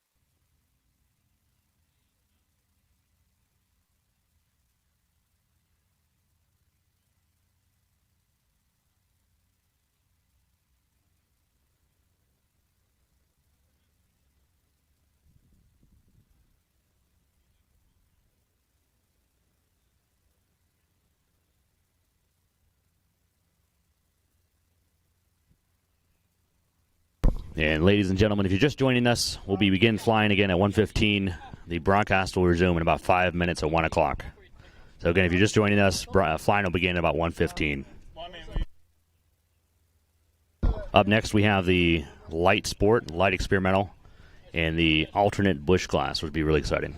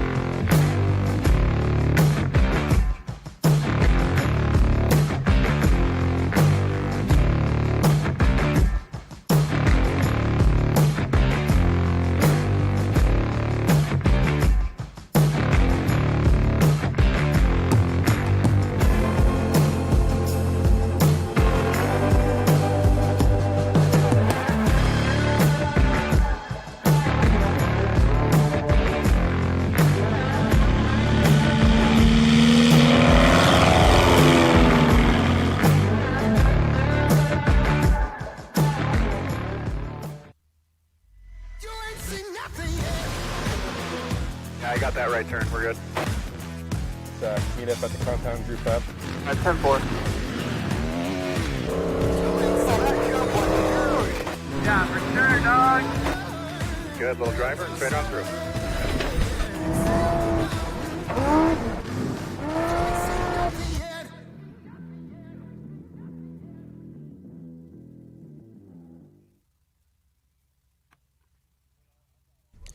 And welcome back, everybody, to sunny Lakeland, Florida. Woo, man, it's a little hot. It's starting to get hot out here, and I'm from Wisconsin, and I'm going to melt. I'm going to melt away. So excited to be back after our short lunch break for the rest of the competition, the Central Florida Classic Finals. We're going to be kicking that off with experimental bush shortly, light experimental following that, and light sport, which we saw a little bit of light sport a little bit ago. Let's talk about the high-level results of the finals so far today. Heavy touring class, Warren Grobelar with a combined score of 406. You're really good at those, like, really weird last names. Thank you. No offense, Warren. No offense. But like, with a last name like your own, you have to be good. So that's right. That's right. Yep. Dombrowski. Well, Dombrowski's easier than Grobelar. He had to say it a few times for me. So Warren. I like it. Warren taking home the gold in heavy touring here at the Central Florida Classic. Let's move on to light touring. Jeff Pohl off in the distance over here. Very excited about the end of light touring here. Jeff Pohl, first place, combined score 294 feet. And the closest competitor to him, Joel Dobson, in that Tail Dragger 172, 482 feet. So I've heard tell that he threw it. He got paid $50. And he, Jeff was like, okay, you Jeff can win paid Joel $50? $50. Wow, $50 yeah, that's a big rumor to start on the internet, Eric. So that's light touring. Then after light touring, we moved on to the bush class. Bush class was a great one today because we got to see some very different tactics from each of our pilots. I'm excited to show that Austin Clemens took first place with a combined score of 264. And I'm going to let you butcher this last name for Colin me. Kosubinski. See, there we go. Good with job. 335 in second place, and he was briefly in first place. He was. And Austin's behind us right now. Close. I don't know if we got the right camera here, but Austin's behind us, and he walked up to eat lunch, and I said, Austin, I don't know what happened, man. You weren't in first place for like 7 minutes. Seven good There minutes. he is. He's back. Austin, he's over my shoulder here. Eating a cookie. Austin's celebrating his victory with some carbs and some sugar. So that is the bush class. And then after that, just as a little recap, we did have a low pass from the Comanche, which sounded amazing. I'm pretty sure that wasn't a low pass. That was a missed approach. A missed approach? Yeah, he was correct. on final and things didn't seem right, so he had to pull the gear up and, keep it very low. And then we had some paramotor action. Yeah, I got to do a little sweating out there. It was fun. You want to? I barely talked about it because I am not an expert like you. We talked about how you were on a free ride 16, but I don't know what that means. He has good memory, though, guys. Very good memory. So paramotors are basically the most accessible form of aviation. Not everyone can go out there and buy a bush plane and go and do these crazy awesome things that we're doing here today, but just about everyone can afford the payment on a motorcycle. Our average paramotor sale is between $10,000 and $12,000, so it's not a huge investment. And then the operating cost, there's no annuals, no hangar rent, and it's about $8 an hour to operate. We can fly for up to 5 hours. That's speeds between 25 and 50 miles an hour. Fully aerobatic once you have the experience, and it takes about 2 weeks to learn, which costs less than $4,000 to do so. So that's the whole thing in a nutshell. That's this whole thing. Hashtag fly all the things. Fly all the things. I want to come try it out sometime. It looks awesome. We'd love to have you, man. We got to make it happen. Well, we'll keep talking offline about it. I feel like it'd be good exercise. Well, for me, my favorite thing, so I actually did this last year. I hopped in Corey Robbins' beautiful Ghost Carbon Cub, threw my paramotor in the baggage compartment. We flew from Virginia down to Kitty Hawk. We walked the first flight path. It's a spiritual experience if you haven't done it. Absolutely. But then I pulled my paramotor out, assembled it, and flew the first flight path. That's pretty incredible. I ran into this guy right where Wilbur and Orville did. That was the coolest experience. I been able to do that all over the country and around the world now, flying in places like the Czech Republic where it's like one castle to the next, and landing in the backyard of a winery to spend the night. Like, you can't do that stuff in an airplane generally, but this just creates a new avenue of aviation that A, is more accessible than most, and B, it's a different level of joy. Like, I love flying my airplanes. I have an RV6. I've flown it over 150 hours this year. But the paramotor's better. I hate to say it, it's better. It's just a more intimate form of flight. It really is wonderful. Well, and you showed obviously you are a very experienced pilot, but you paramotor pilot and pilot. But in terms of the paramotor, you were out here on the STOL runway, and I was just kind of astonished by the maneuverability, the limited area you needed to do that, the way you were able to keep it controlled and do some exciting maneuvers for us to watch. The thing is, I'm very limited here. They limited me actually completely randomly to 60 degrees at bank because we're not governed under Part 91. We're governed under Part 103. Our limitations, there is no, up until April of last year, there were no aerobatic definitions for ultralights. Okay. Now there are, but the actual limitation is 90 degrees at bank for aerobatics. So technically, I could have made those a lot tighter and a lot more confined, but I was trying to keep it within the limitations they offer us. That makes sense. We should talk about some other things that have appeared on our table. One, there's lunch stuff for you if you want to eat on camera. You can eat on lunch. There's no branding There's here. no branding. It's not supposed to be. I'm going to reach over here super gracefully. This is another award. You and I were talking about Aero LEDs before. We were. And we were saying we don't know exactly what this is for, but now we do know. This gift voucher is going to go to the person awarded the most consistent can I see that today. I'm going to present this to you. Most consistent dad jokes. Oh, thanks. See, that's so nice. So most consistent. So another way that our competitors can get an award, because, for instance, like best overall, that typically goes to a certain class or a certain pilot when we get into those really tight ranges of landings. So most consistent for someone who's popping in. I mean, you saw even in the Bush class, we saw, I think it was Austin with a 1 foot variation between his takeoffs. We saw the same thing with Jeff Pohl. Jeff was seeing 147, 146, 147. Remember? I believe that's what it was. It was 1 foot difference between 3 takeoffs.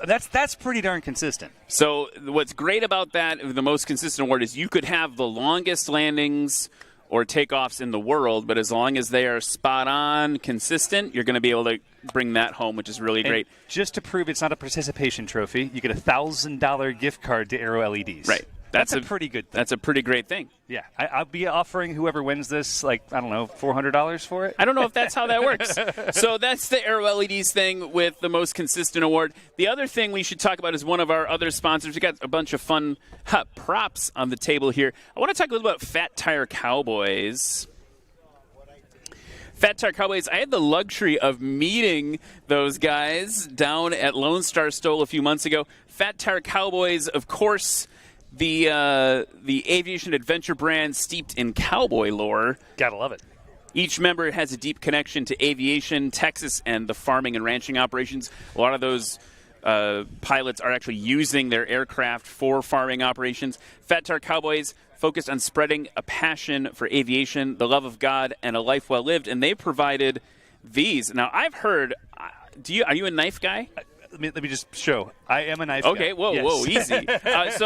So these are more maker knives. And these are beautiful quality knives. I believe they're made in the U.S. I don't recall exactly. I mean, made in Matador, Texas. And it doesn't get much more U.S. than that. Absolutely. And Doug Jackson, one of the founders of National STOLs, was saying to the pilots, I don't know if you guys know, in Texas, these are legendary. So these Fat Tire Cowboys have provided those. Also, I've got one of these at home. Cool Fat Tire Cowboy hat there. One. I'm not representing the right brands. Well, this one I think is probably going to be spoken for at the end of the day, but another thing going home with some of our competitors. So really cool to have kind of this much sought after special knife for some of the competitors to win. And something I want to point out is this is a great opportunity that we're seeing more and more pilots in our community finding ways they can give back and try to inspire the next future generation.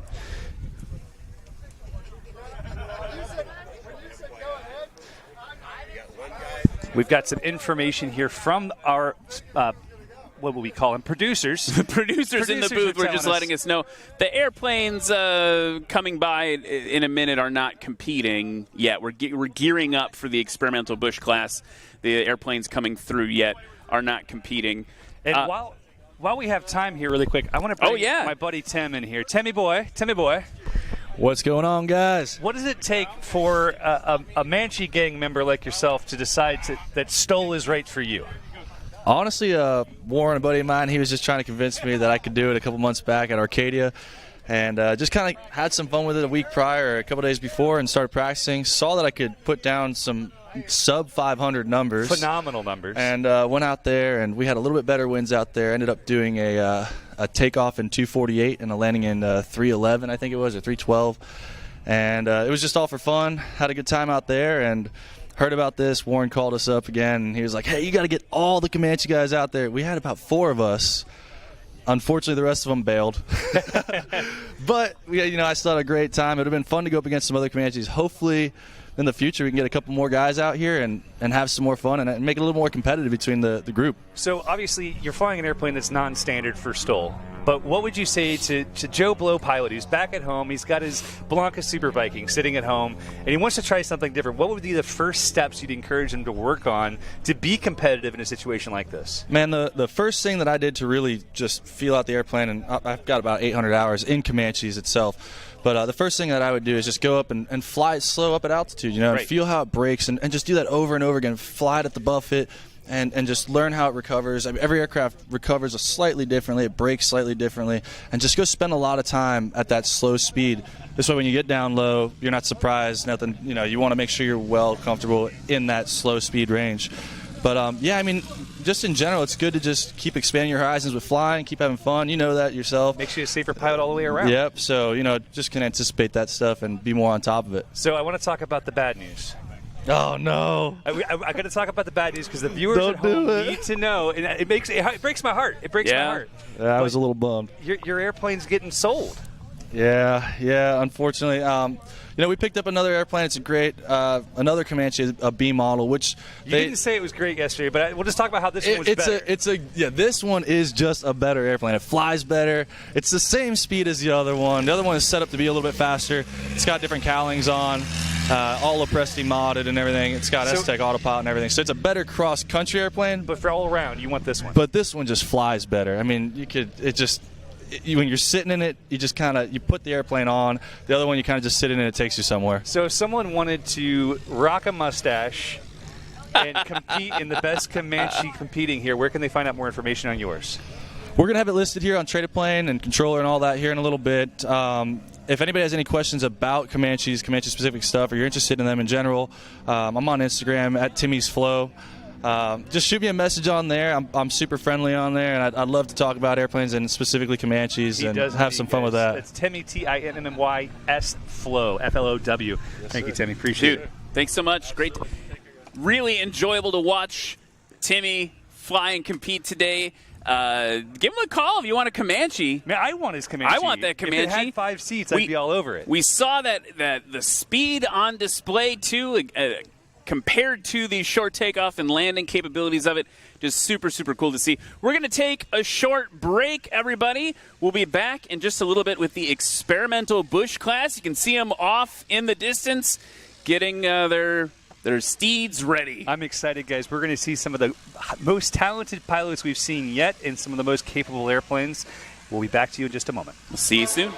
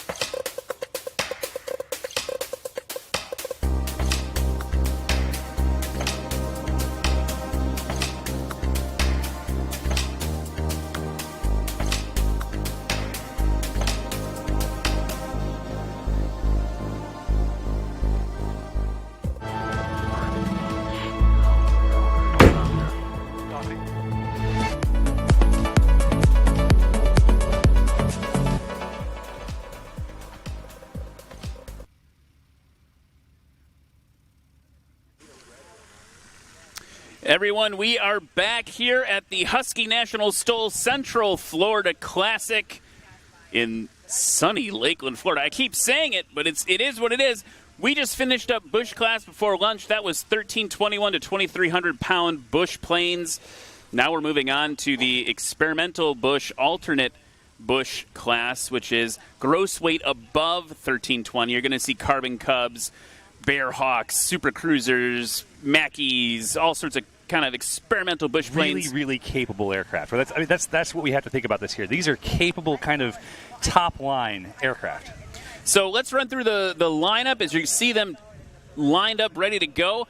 Amir Bayani, I think you know Amir of him. Carbon Cub Crafters. Without question, Amir is one of the most talented builders I've ever met, one of the most talented minds, and he flies like an angel. I promised I'd give him a ton of crap last night when we were having dinner. I would talk a whole bunch of smack about him, but as much as I like a lot of the other guys in this lineup, I'm more excited to watch Amir fly because his very tactical approach. You'll see things differently in his approaches than many others because this man has put in thousands of hours just practicing with the tail wheel on the ground alone. Our discussions of his training program have blown me away, and I'm really excited to see how he does.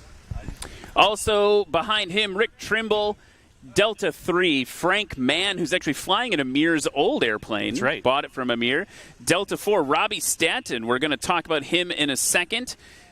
Delta 5, kind of the exciting one to watch today. Jan Eggenfellner in the Zenith 750. And then bringing up the rear, Delta 6, Jay Stanford in his hand scratch-built Jay Stanford Super Cub. It's a Jay Stanford Super Cub. And what's really interesting is Amir's old airplane and Jay's airplane share a lot of similarities and a lot of performance similarities. So it'd be very neat to watch those two. But obviously, Jan, with his tricycle gear airplane, the only one in this class, is going to be really outstanding to watch because he has that massive Viking engine in the front. Now, Jan is the designer of the Viking gearbox, and he sells those engines. I actually chose one of those for my Kit Fox, so I'm excited to watch him fly today as well. Obviously, a very talented lineup of pilots and an impressive line of aircraft as well.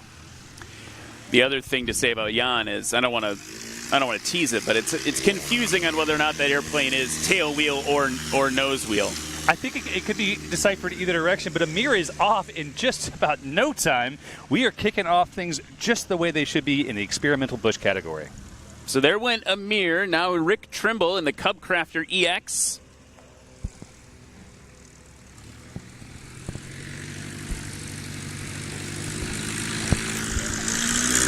Getting that thing run up. You see him putting in that rudder. Took a big bite of STOL sandwich right there. I love that. I want to put that on a T-shirt. I think it would sell, my friend. I think it would sell. Here's Amir's old airplane, now being flown by Frank Mann. Frank Mann previously, I think, was flying either a Highland or a Kit Fox. The important thing to know is if you know Snoopy on the nose there, the aircraft's name is Flying Ace, named after his father, who was a Vietnam War aviator. So honoring his dad that way. Absolutely wonderful thing to do. One thing I wanted to bring up is that Amir has said that he believes this is one of the most capable Cubs on the market today, one of the most capable things he's ever flown. And even then, he went to a Carbon Cub. So it's going to be very interesting to see how their performance stacks up against each other. Was he saying that before or after he sold it? After. Okay. All right, Robbie Stanton at the line. AirTech Coatings, we're going to talk about them.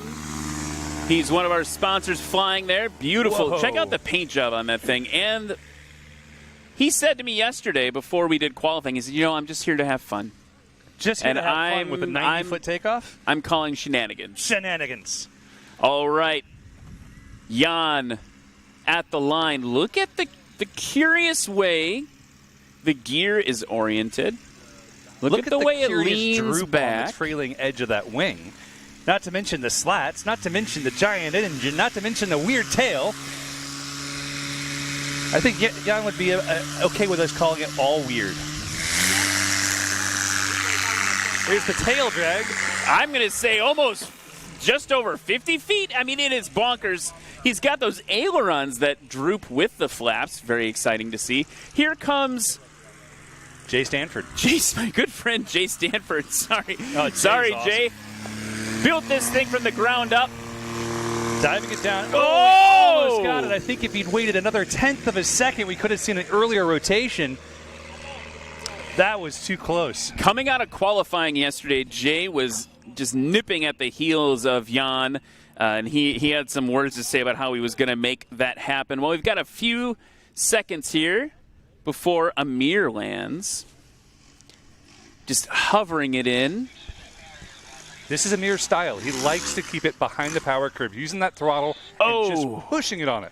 Not quite far enough by my eye there for Amir. Yeah, that's a scratch, but that's part of the challenge. He's trying to use that massive angle of attack to slow himself down to save on the braking. And we could hear all the kind of like goosing, for lack of a better word, of the throttle he was doing to try to keep it in the air just long enough. And it's just a question of where you pull that back. Here's Rick Trimble.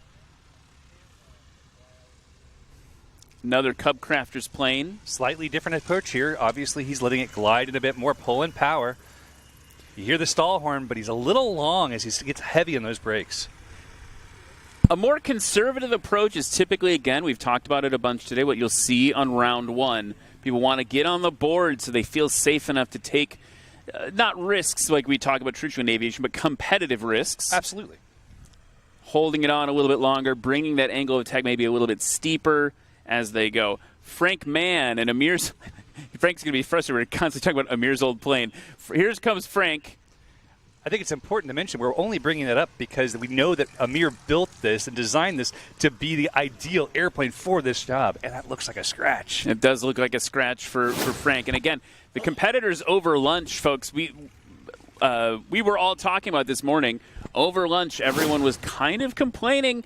Some may have suggested it was somehow my fault because I can control the weather, that the winds were not providing them what they wanted today. It's not as ideal conditions for real competitive STOL flying. Here's Robbie. Oh, that perfect goose of power right at the end. I believe that just saved him. I don't believe he's here just to have fun 1 minute.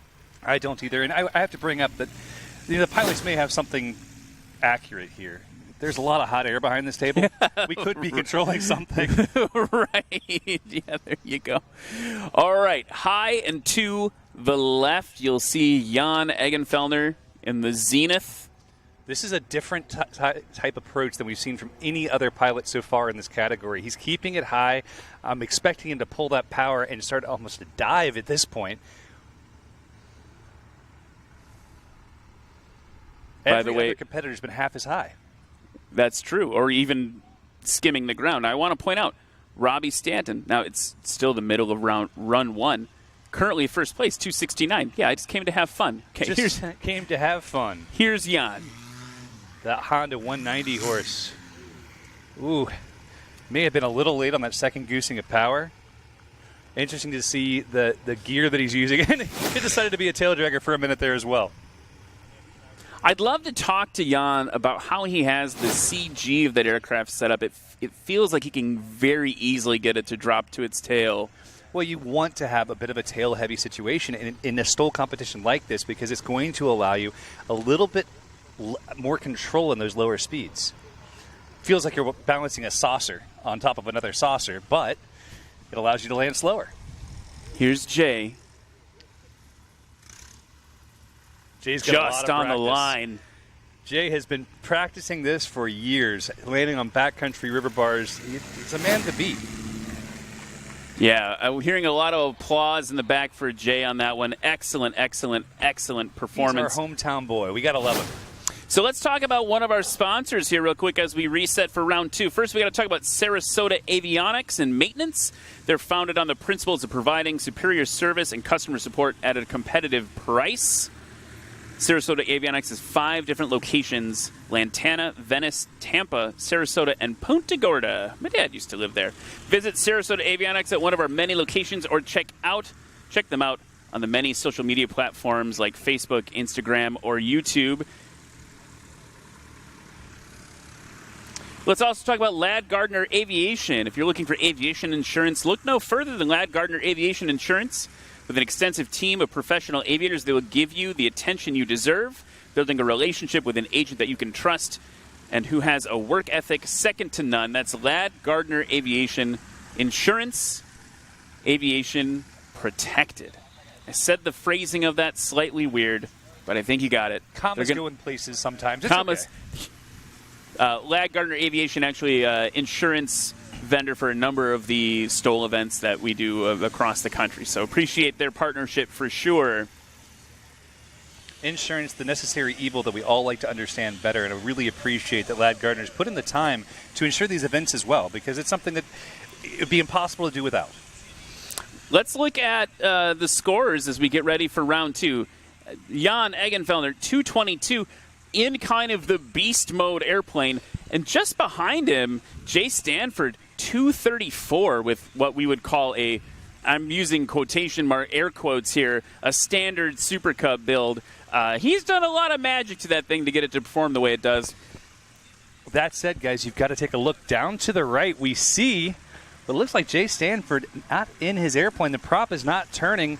It looks like he's working on something on the side. In years past, he's had a motorcycle mounted to the side of this. I'm hoping he's not putting that back on right now. You know, Jay did have some issues back at Sun and Fun last year, electrical issues with a battery that he had that went bad, and he had to try to get sorted. Couldn't get it sorted in time to return to competition. Not sure what's happening over there with him now. We'll get an update from the Air Boss. But we're looking right here right now, and we see that we have Stanton. Robbie Stanton is in third place with 269, followed by Tremble. And Tremble is right at 348. So first pilot coming back to the line is Amir Bayani, and he's getting pulled up just in time to launch our second round. Is Jay going to fly?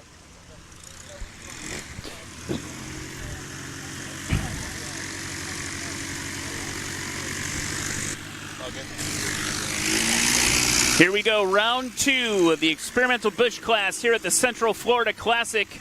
Amir Bayani in that Cub Crafters EX2. And look at that to our right. I don't know if you can see it at home, but Jay's aircraft is taxiing up. We'll see. We're going to ask for a thumbs up. Thumbs up, thumbs down. He's not paying attention to us. He's all game face. I'm guessing he's headed back. With that rollerblade wheel on his tail wheel, we'll get to see here if he turns left or right. That will answer the question. Oh, he's turning left. Oh, no, Jay Stanford. Oh, wait, nope. He's turning right. Okay. We don't know what's happening with Jay. We're going to figure that out in a minute. Let's pay attention to Rick Trimble. Currently in fourth place. Rick just pulled the power. Pulled the power back there. That's going to hurt him. And it looked like it was going to be a pretty solid takeoff up to that point. It did, but he actually kicked his rudder at us. I think he gave us a little wave. I'm not sure if that was frustration or, I can do it even if I don't have a good takeoff. Frank Mann. We were talking about Frank Mann yesterday. The other thing is he's done a lot of this airplane to make it his, and one of those things he said, if he was president of the world, every airplane would have to have some checkerboard on the tail. So we added that to make it his own. I do love a good checkerboard. Really solid takeoff. Frank, really solid performer this weekend.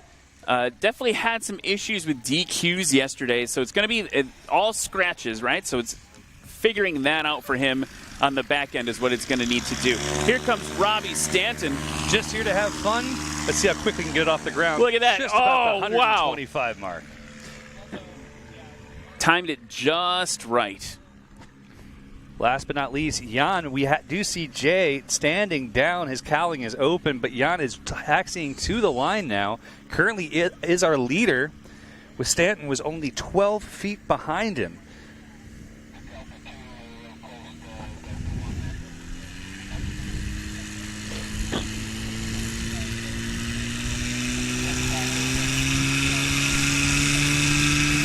It sounds like the airplane's not even trying too hard. There it is, waiting for the spool. Whoa! Off the ground at under 60 feet, it looked to me. At least, I'm going to say that's sub 50 for sure. We'll find out in a minute. Oh, and my goodness. Just want to confirm, Jay does appear to have the cowling open. Going to be working on some mechanical issues there. We'll see if he can get it sorted out by the end of the class. Let's talk about another one of our sponsors. You saw him in the Bush class, Austin Clemens, part of the Clemens Aviation family. Clemens Aviation is a family-owned operation located in the Wichita, Kansas area. Clemens is proud to offer one of the most unique operations in the aviation industry, covering aircraft sales and management, flight testing, maintenance, and airport development. If you're ready to take off, come see why our combined family expertise makes Clemens Aviation the superior choice. I also feel like now would be a great time to talk about AirTech Coatings. Robbie Stanton, in this class, AirTech Coatings, that's him, that entire aircraft painted in the AirTech Coatings. Since 1981, AirTech Coatings has been revolutionizing aircraft paint. Utilizing polyurethane technology, AirTech Coatings offers the aircraft owner the advantages of inherent toughness and flexibility, fire resistance, and chemical resistance, plus that polyurethane wet look and an infinite choice of colors, both standard and metallic. Well, I just got it done. Dragging the tail there. Tail drag. This is where that practice we talked about really pays off. Amir with a landing under 100 feet. He's pushing himself to be the best pilot he can be, and I love seeing people do that because it just goes to show that it makes you a safer pilot all around. Did have a little brake fade there at the end, turned a little bit. For the folks at home watching this, we always measure from the furthest tire away. So in the event that the aircraft pivots, it's the one that's furthest from the line. Here comes Rick Trimble and the Cub Crafters. Hear that stall warning blaring as he's coming to the line. Stall horns blaring. It looked like he came off the power just as he crossed the line, attempting to get it stopped a little bit longer than he would like, I imagine, but still with that brake fade and about a 200-foot or so stop. Not as competitive as Amir there, but definitely also having some braking issues. Frank Mann. And Amir Bayani with that landing, currently in second place, 229. Here comes Frank Mann. He's got to get one in the books. Boom, there he is. It's a safe one. There's nothing wrong with a good safety to make sure you have one on file. Looks like Jay is back up and running once again, doing some pre-flight checks. We may see him rejoin. So Amir Bayani closing the gap there. Only 7 feet beyond Jan in the 750. Here's our friend Robbie. AirTech holding it off. Beautiful. Look at the little hidden details of the checkerboard inside the striping. I think Frank would approve. Yeah, Frank's probably on board with all that checkerboard. Once again, we've got Jan high and to the left, doing a very different approach than all the other competitors. I'm not sure if it's the aircraft design, what his reasoning is. I can't wait to discuss with him after this class to understand what his reasoning is. Instead of kind of pushing the edge with the power, he just lets it glide in and like a nice average established approach in a 172. The advantage that, I mean, each of these aircraft handle STOL in different ways. The Zenith in particular has those leading edge slats, helping him with the high angle of attack side. Very high for Jan. Very high. He lost about 75 to 100 feet just on the landing there. You know what this means? This means we may very well see an upset with Amir taking the lead at the end of our second round. If Amir, I mean, with only 7 feet between them, Amir very well could position himself in the first place. The other thing to see is look who's taxiing out right now. Jay Stanford's had his mechanical issues resolved, so he's going to get a third round in. And Jay was only 12 feet off of Jan to begin with, so we definitely have some interesting numbers to work with here. And only 5 feet from where Amir is right now. Fantastic. So we do it's have those tight. numbers now. First through third, super tight here in the experimental Bush class. You can hear Jay kind of running that thing out, doing a run-up to make sure everything's working for him. It's always exciting to see these close races this late in the game here for the finals. These pilots are all feeling good. You got Frank pumping his arm. He's excited. He's feeling good. Yeah, Frank. Big thumbs up. You know, one of the things I wanted to share, too, as we get ready to go, Eric, was the Lakeland Aero Club.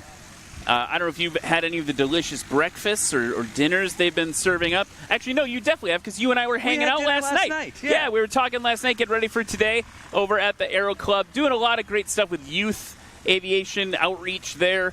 Really appreciate them hosting the Husky National STOL Series over this past weekend. So thanks to them. Here's Amir. You know what's really neat about this is some of their students are competing in this exact competition with airplanes they built while in class at their high school here. So it's a really wonderful thing to see the Aero Club growing and watching their graduates go on to do great things like Amir is doing now. All right, Amir going for all the bacon, all the glory, all the props. Under 100-foot takeoff right there. Nothing to mess with there. Nothing to mess with. We just got to watch out for Jan. We know that this is going to be a competitive series. We know that these guys are all pushing themselves as hard as they possibly can. This is what it's all about. This is what STOL is all about. Rick Trimble, 5th place currently with 3:48. Off the ground even earlier than we saw. There we go, Rick. That's the takeoff he's been looking for. No throttle chop this time. Frank Mann currently in 6th place, but with a combined total of 370 feet, which is just kind of bonkers in general. This is a very competitive class. Getting that tail up, you can see that rudder input, very important. A rudder is important, especially when you have the third wheel in the right place. Well, what do most flight instructors say? More right rudder? More right rudder. I don't know why Darth Maul is now a flight instructor, but well, my flight instructors, some of them did seem like Darth Maul. Here's Robbie Stanton in the Javron Cub that he built, covered. Currently 4th place. It is shiny, isn't it? Off the ground, sub 100. Clearly a very humble person. He's just here to have fun. Now watch what Jan is doing here. Getting lined up here on the line, and notice what the wind is doing. It is shifting. It's interesting. We're looking at the wind flags all facing different directions at this moment in time, and I'm wondering what Jan is thinking. He's thinking, let's get this thing in the air. The tail down immediately. I'm going to call that somewhere around 50 feet. You look at the judges all getting dusted in the face. And it also was fun watching them all come a little closer. Come a little closer, my friends. Let's make sure we get this measured out. And now they're walking away from Jay, and I bet he's not super pleased about that.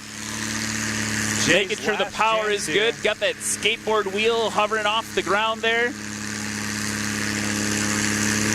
There's the power we're looking for. Now full Jay power now. Stick forward. Flaps. Takes the bite knees off. A lot of rudder there, trying to keep it in line.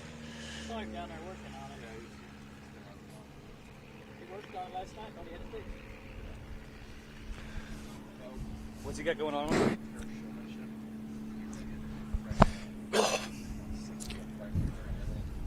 Amir now on final. We've seen a very consistent approach from Amir, staying behind the power curve, making sure he has just enough power in to keep the nose aloft without dropping a wing. Those low approaches, dragging the tail when necessary. Let's see if he's able to do the same thing on this approach, even though he's now has about a 4-knot tailwind, which will definitely working against him for his numbers. You're hearing a little more power than we've heard before. And a little less deck angle. He's not pushing quite as hard. Got to hold it off, Amir. There we go. Little goose. But every time we have that, we have more energy we've got to translate into the brakes. Must say, for a downwind landing of now probably closer to 6 knots, quite an impressive showing here from Amir. I'm guessing that with the, well, now it flipped. See, now half the flags have flipped again, but I'm guessing that with the tailwind that they've got, we're in the announcer booth, we're probably going to be, it's going to be our fault for that. Rick 100%. Trimble, low into the left. Keep it off, Rick. Keep it smooth. Dancing with those winds as those winds are shifting. Once again, there's a thermal moving across the field. We hear the scream of that stall horn. Another nice, safe landing. But still quite a bit longer than Amir there. A good bit longer and a little bit less aggressive. We're seeing a consistent trend with Rick's landings where he's trying to hold it about 2 feet off over the top of that line, where Amir is trying to hold it about 3.5 inches. And I think that's a huge part of the difference we're seeing between those scores. I think it'd be really interesting to start measuring the distance from touchdown to braking, and so we can compare how much that makes a difference. Here's Frank Mann, similar approach to Rick. Strong tailwind now. Strong tailwind. Yeah, really pushing him hard there. More brakes, man. You won't hit your prop, I promise. Don't start talking about prop strikes. Then it'll really be our fault. That is an absolute truth right there. Here comes Robbie. Now he's got it really stable right now. I like this approach from him. I like seeing him keep it nice and easy, and that was some beautiful accuracy. I think that was clean. It's a close one. It felt good from where we're sitting. I think it felt really good from where he's sitting. The judges are going to have to make that call. And we missed the replay because we were yakking, but we'll see it again here. Ooh, I don't even know. I don't even know what to say about that. We'll have to hear from the judges whether or not we're going to be able to call that good. Jan, slightly lower. Oh, they're calling it good. Very good. All right, here's Jan. Now lower than last time. He bit himself a little bit by being too high on the approach last time. Coming in a little bit riskier. One thing I'm noticing with him is he has such a limited amount of up elevator available. He's constantly utilizing power to save his flare. I know that's probably very frustrating for him because he knows that's making him go further, but look at that stop at under 125 feet. It's interesting because he does tend to really drag that tail on the takeoffs. I think it's because the thrust line, when you're using that much thrust, that obviously that smaller elevator has a lot more control. And so I feel like what would be happening there is potentially if he could, maybe it's against the rules to dig it in, but that tail skid could help him there. Here comes Jay. Nice approach. He came in a lot higher than his competitors. He's just relying on his experience in this position just to really make it nice and clean. Very good. Heavy on the brakes. He's keeping it balanced, that balance between elevator and braking. It was interesting to watch him drop the flaps as soon as he touched down, or actually right before he touched down, he immediately threw the flaps out.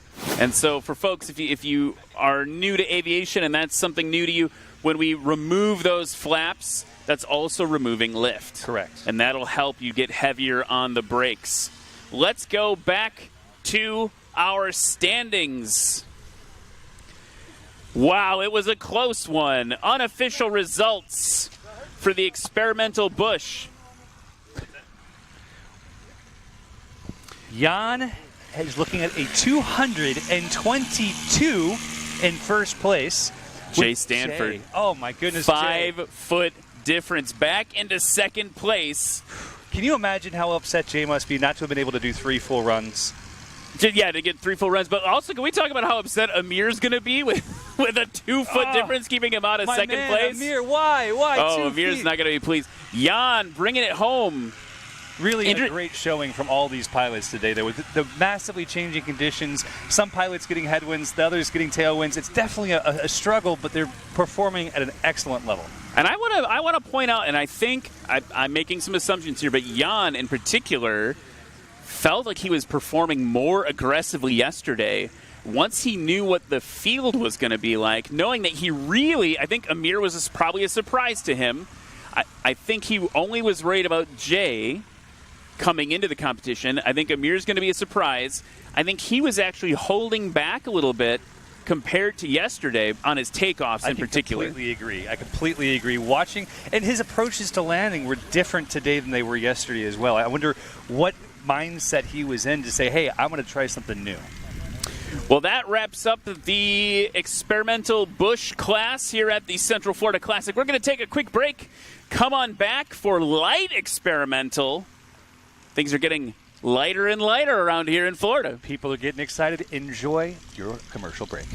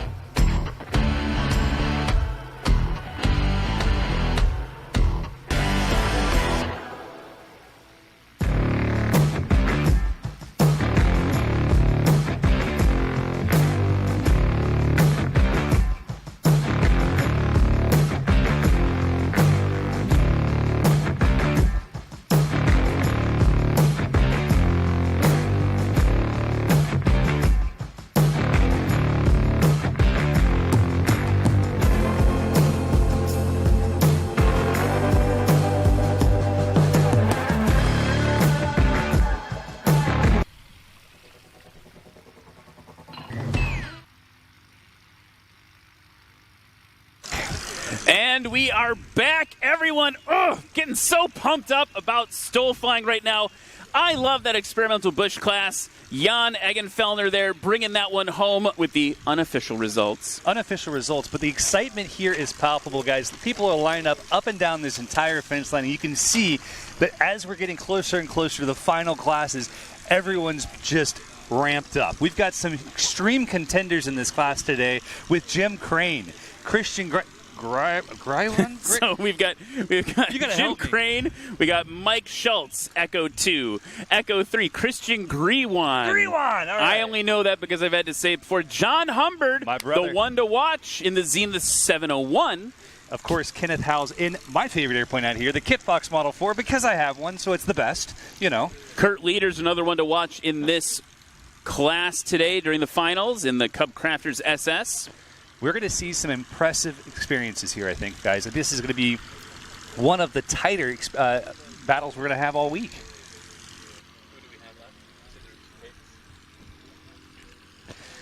And last but not least, Gary Schmidt. Gary Schmidt obviously is fighting his father, who already practiced for this in Bush.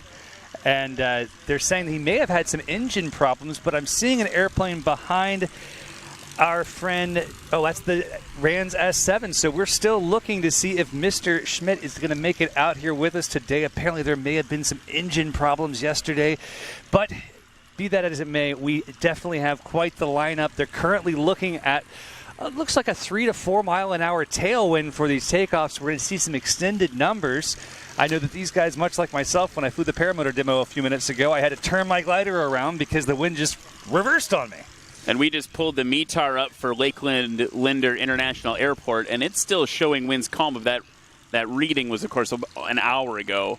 Well, and we're competing in minutes and seconds here. So yeah, and they're looking more at macro weather. When you're flying a larger aircraft, you're flying onto an 8,000-foot runway, you don't really care so much about a 4-mile-an-hour wind. When you're trying to get off the ground in less than 50 feet, it makes a big difference to have those 3 or 4 miles an hour right on your nose. It looks like the competitors have been released. Jim Crane in that, I believe it's a Sport Cub. Yeah, it's a Carbon Cub SS. 287 Charlie. Not a bad end number. I like it. I can work with that. He's already got the stick full back like a good tail dragger pilot. Full throttle. Pushing it forward now. Interesting to see him off to the right. Ooh. Okay. He got right between those signs, didn't he? There's going to be some razzing about that one in the safety meeting. As there always is. This is part of the reason why we have these events, is to look at areas that we can improve our safety. And right there, he kept it away from the audience in a great way. Look what happened to the wind. It's different again. Okay. Gary Schmidt in the Just Aircraft Super STOL. This is Mike Schultz, apparently. We've got that one mixed up. So Mike Schultz. Okay, Gary Schmidt. Yeah. This is the joy of changing pilots and changing planes. As things change, things break and the weather changes. Next Christian Griwan, 135 Whiskey Zulu. That's a good end number, too. Here he goes in the Super STOL. The flaps come down. Crank it down. Look at it, 180 or so feet. John Humbert, the one to watch out here. Will he blare his horn for us? What do you think? What do they call that in the railroad industry? Tones? I want some tones. Have you seen that guy on TikTok? Oh, that guy seems like he's the happiest man alive. Yay! We got some tones. Meep, meep. John showing us his airplane's light enough. He can even have a horn. Tail's on the ground. He's off the ground and 100 feet less than the previous pilot.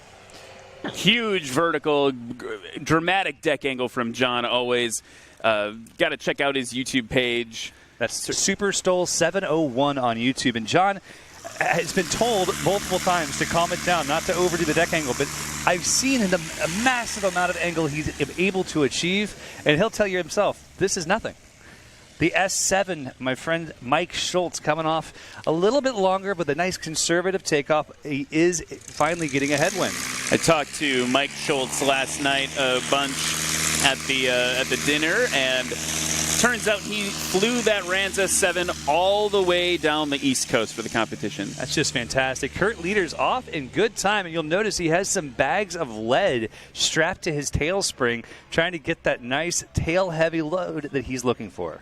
Right, so the lower the tail is, the better angle of attack, the better bite you're getting into the air at the beginning there.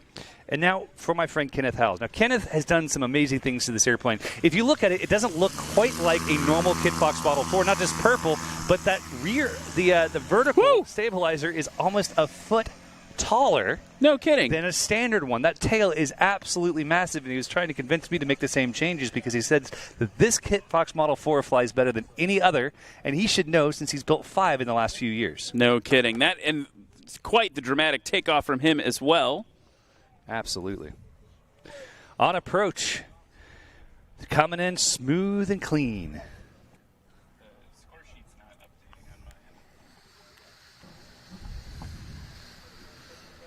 Jim Crane bringing in that Carbon Cub SS. Jim Crane, of course, with the touching memorial for the founder of Cub Crafters that passed away a few weeks ago this morning. Appreciate him doing that. They're actually having a memorial service out in Washington today, so that was really nice of him to do. It's always amazing to see the people who have such a big fingerprint on aviation. Obviously, Cub Crafters has become known as one of the most venerable aircraft designs for short takeoff and landing. And right here we see Jim Crane showing us a beautiful short landing, but sadly scratched before the line. Little bit of a goose of throttle there coming in, but not enough to save it.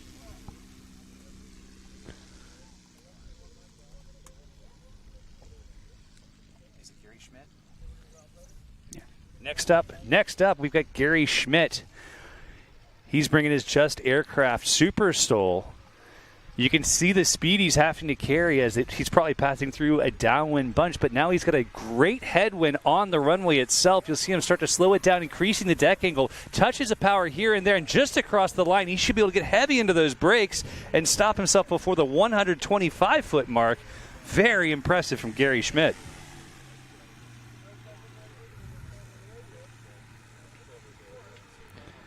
Christian Gruon on approach. You pronounced it correctly. Hey, man, I learn quickly when I have good teachers.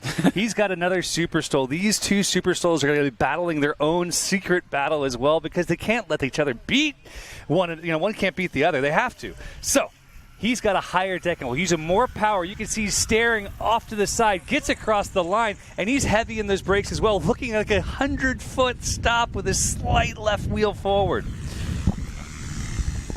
Now, John Humbert, this is his patented system. We see him do this every time. Down low, way into the power, knowing that he can keep the deck angle of this aircraft at a higher pitch than almost anyone else, using the fuselage to help fly the airplane. Let's look if he can keep it off the ground. Keep it off, wow. John. That is an incredible deck angle there. Probably no Chop visibility. The power. There you go. There we go. Heavy on the brakes.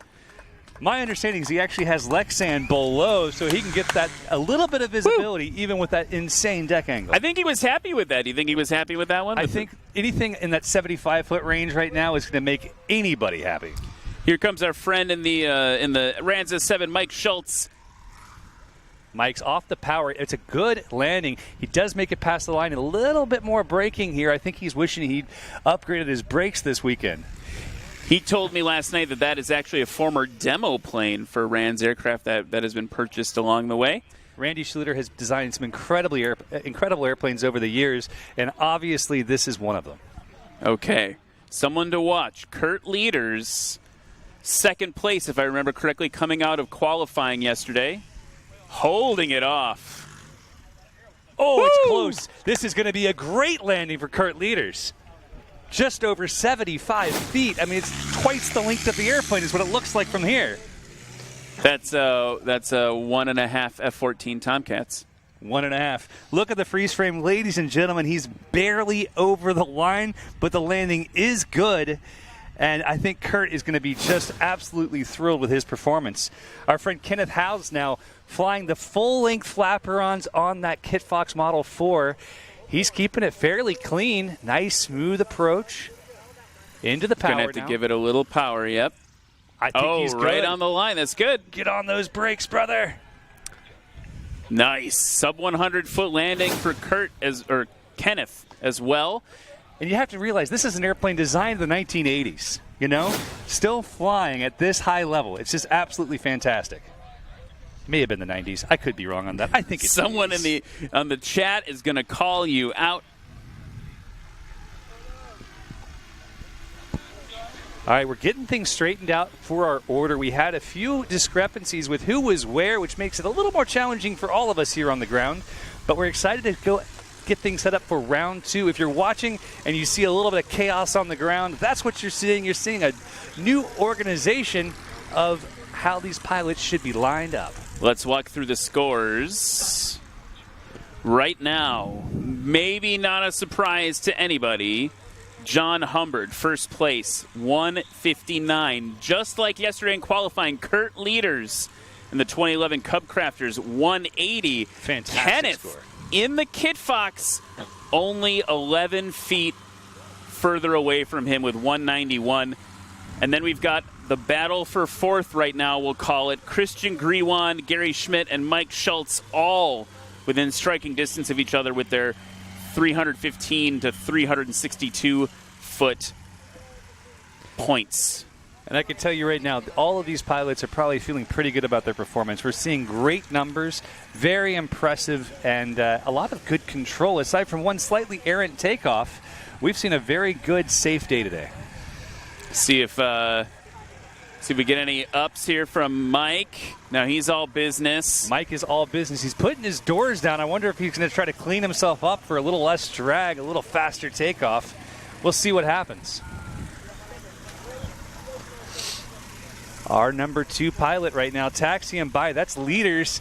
He's got a big thumbs up and I wouldn't call it a smirk, but I wouldn't call it a smile either. I think he's feeling pretty good. So let's take a minute to talk about some folks who've been helping us out this weekend. Aero Centers helping us out with fueling of the aircraft here. Aero Centers is a brand new chain of locally managed FBOs backed by nearly 100 years of aviation experience collectively. The Aero Centers brand promises customer centricity and a full-service offering to the aviation community. They're now leasing hangar and office space at all 3 locations. They're Aero Center Lakeland, Wilmington International, and Aero Center in I don't know how to pronounce it. Is it Spokane or Spokane? Spokane. Spokane. I don't want to I sound like a Wisconsinite now, don't I? I'm from Florida, so who knows? We might both have it wrong. All right. Well, we got one of them in there. Aero Centers, they're leasing hangar space at all 3 locations. Come check them out. They've been a great help this weekend, keeping everybody fueled up. Having the fuel on time and just what we ordered is what we're looking for from any FBO. Aero Center's new offering has been a blessing. And we're off with Jim Crane.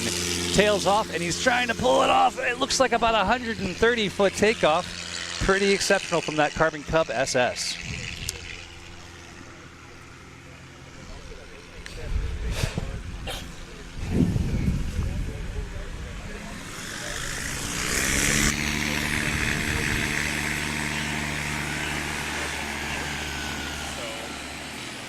Mike Schultz pulling it off the ground, a little bounce.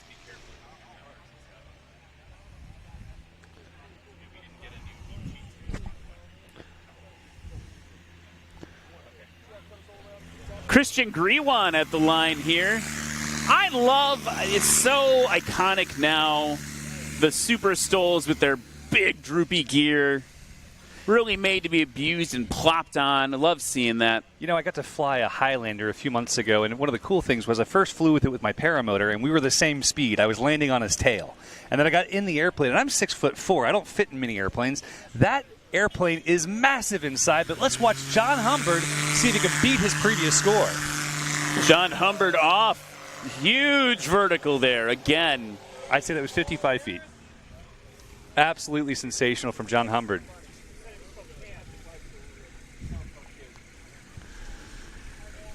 Kenneth Howes. Do you want to know? Do you want to know what it was? I'd love to know what it was. 64 feet. 64. My eyes deceive me. That's all right, though. Ken Howes, he has got this Kit Fox with a 100 horsepower Rotax engine. He's happy as a clam. It's interesting to watch. I mean, if you think about those two aircraft that we just saw, John versus Kenneth there, functionally very similar in their mission, but very different construction technique. Our number 2 now, Leaders. Really quick takeoff. Nice. Right around the 85, 90 foot mark. He's happy about that He's one. a happy pilot right now. Little wing wave there. And Gary Schmidt. Here we go. Gary Schmidt. Gary's lining up that massive landing gear. Once again, that Super STOL. Very iconic, as you mentioned before. He's going to use every ounce of technology that airplane has right now to get off the ground as quickly as possible. Timing it out. Flaps are down. And he's off. Interesting timing. You notice that he was able to put the flaps down while still diving toward the ground and then making it look just so smooth. None of the aggression we see from other pilots. Gary has been flying the Super STOLs since their inception. I believe he's in South Carolina with the factory. Unless I'm thinking of the wrong guy, which is also very possible. 132 feet on that takeoff for Gary. And Jim Crane. Time to talk about Jim Crane. Here we go. Jim Crane coming into...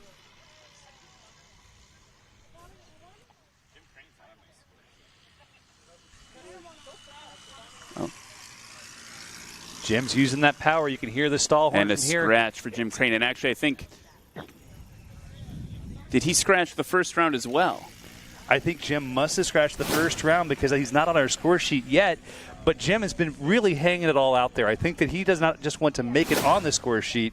I think he wants to own the score sheet. Mike Schultz.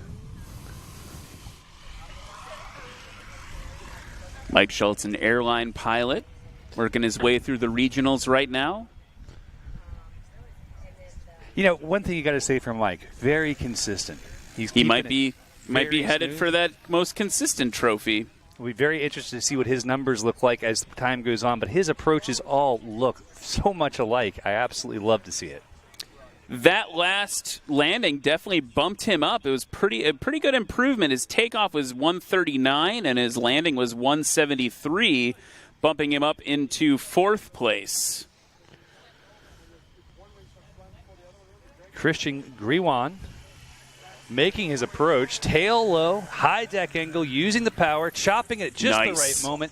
It is a good, clean landing at just about the 105-foot mark. I don't know. It's hard to tell from this angle, folks, but you guys here on the ground and watching the cameras have a much better view than we do, so I'll let you make the judgment call. So Christian had a totally big improvement on his takeoff that round.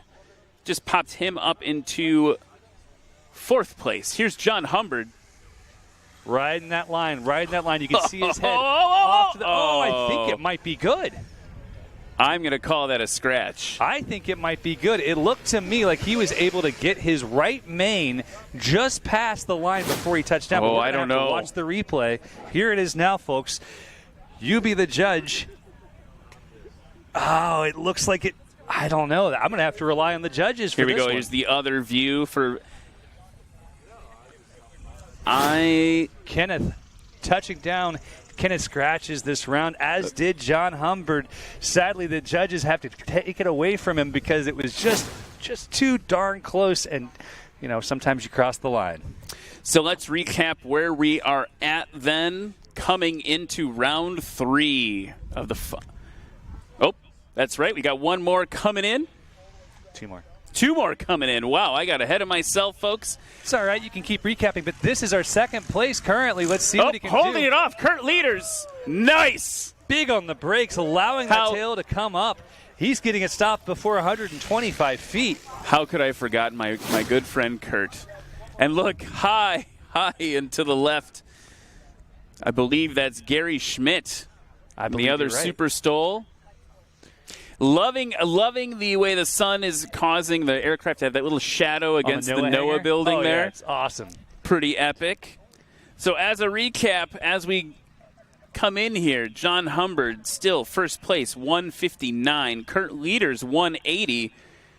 Kenneth Howes, 191. Christian Griwan, 266. So Gary Schmidt about to show off his experience. You see him pulling power a little late, but a big stop, letting the gear take the hit. That's what they're built for. That's dropping it in. Brakes and tires doing what they're, brakes and wheels doing what they're meant to do.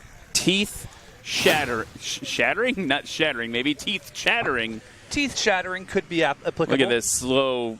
Wow. Oh, man. Gotta love all that travel on the gear. That landing did actually pop Gary up in front of Mike Schultz, so the Rans S7 is now at the back of the pack again. Interesting, you saw everyone kind of improve, and it started with Mike popping up to the middle of the group, and as they came in, he fell back down as everyone made that same improvement. Look at John Humbert here doing the wheelies on the way up. We're seeing a lot better conditions now as the winds have picked up down the runway. Hopefully we'll be able to see even more performance from our front runners. It's always entertaining to watch as these guys are able to pop the airplanes off the ground in just maybe 20 feet. What do you think? We get a nice little 20-foot takeoff from John? I'd love to see it.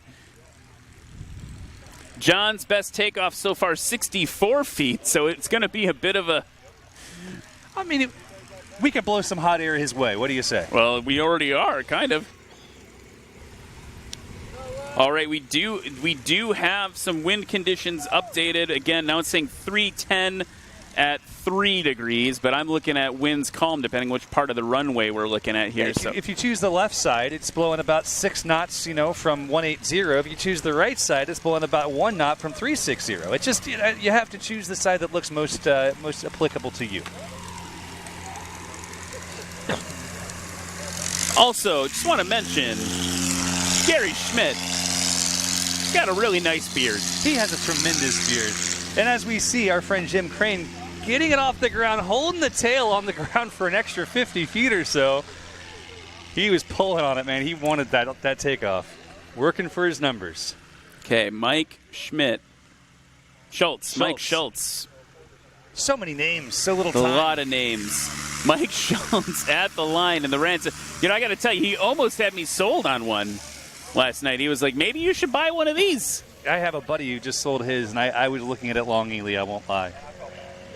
His only complaint about this particular aircraft for this function was the spring gear. He said if he was going to be truly competitive with it, he might switch it to gear, more of the shock gear similar to the Cub. He needs some Acme shocks, guys. There goes Christian Griwan. Very smooth takeoff that time. A little less aggression. We've seen a lot of aggression out of Christian this weekend. Currently in 4th place with 266. Here's John Humbert, your current leader in the light experimental class. Amir's coming to steal a trophy. Hey, Amir. Oh, don't leave me hanging. There we John, go. Whoa, there we go. 60-foot takeoff once again, slewing the tail to the right. So interesting to watch these pilots just completely shift the way that we think about how airplanes can fly. Well, and it's funny because I think if you were to see a Zenith or something on the ramp, you might wonder, what's that tail skid for? Right. Now you know. That's what that's for. Well, there we go. Oh, he with the aggression got it off, sank down a little bit. We wonder if it'll be a couple feet further for him on that one. Kurt Leaders, currently number 2 in our standings, getting ready for his 3rd run.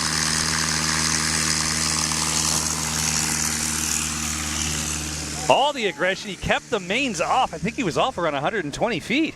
That tail wheel compressed so hard on that one. That's why he's got the extra lead back there. More compression room. Gary now lining up for his 3rd takeoff. The man with the golden beard. He's rolling. Nose wheel down, flaps down, and then pulls the nose to the sky for a takeoff. That is just aggressive as can be. Really fun deck angles there. And just as he takes off to the left, you will see our friend Jim Crane coming in on final approach. A little higher. You can see the flaps are deployed. It's more fun to say deployed, by the way. Oh, 100%. Deployed versus deploy down. the flaps. Jim has scratched both of his prior attempts by trying to get it just on the line. Let's see if he continues this aggression. He may have a little more luck when he's bringing the power back. That looked good. Could not ask for a better one. We'll see if it's good. His takeoff looked pretty strong as well. I think that he may have an actionable score here. And it's always fun to see somebody upset the apple cart. That looked good to me on the replay. Checking the last angle. It's good. We are calling it good. An excellent landing from Jim Crane. But next up, we have Mike Schultz. Low approach from the left. Riding the power. He's good. Very nice. That was probably his cleanest, shortest approach yet. I think Mike's going to be very happy with that one. Just over 175 feet, looks like. By the way, Jim Crane on the board, but not enough to make a difference in the current standings. It's a bummer. I know he was really hoping for this one. But there's some other people with hope out there. Christian Griwan, now on approach. Christian Griwan's got a lot of hope. Got a lot of hope. Hopes and dreams. Dreams and hopes. And a really nice airplane. Absolutely. Love that high angle of attack. Looking through the little window by his feet. Not enough. Not enough to make it. That's okay. It just means not much is going to change for him. Not going to advance at all. John Humbert now coming in with the wig-wag lights. Holding it higher this time before he settles in. There we go. John's got the line. Same basic idea. Oh, he's going to have to add some power. All that power. Add some power. Add some power. Nice. And it's right across Whoa! the line. Can he get it stopped in time? Nice. There was some yelling and cheering behind us on that one. Everyone was very excited. He's excited too. You know, this is what it's all about, guys. Watching these pilots push themselves, pushing their airplanes. It looks to me on that replay like the tail skid struck first. That was the same on his last landing. Tail skid down, then the mains just across the line. Kenneth Howes in that Kitfox Model 4 out of northern Georgia, or central Georgia, I suppose. He's across the line getting on those brakes. We are seeing some incredibly accurate landings. Incredibly, yeah. It's the kind of flying that we should all aspire for. Making the numbers is not good enough anymore. The numbers are almost as long as the whole runway here. Oh, he's back in the power. Our number 2. Kurt Leader's saving it there. Hear that stall warning horn already. Come on, buddy. Oh, I think he might be nice. good. Yes. He made it. A little no flaps, power. did you notice? No flaps, and he's got it down here at just about the 110-foot mark. Is it enough to upset John Humbert, though? I don't know. John has been flying some of the best flying I've seen him do to date.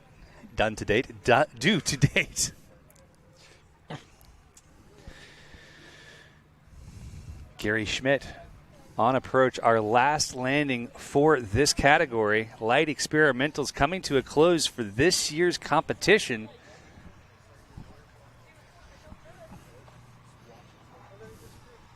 Again, we see that high deck angle using the power. Chopping it now and getting onto those Behringer brakes.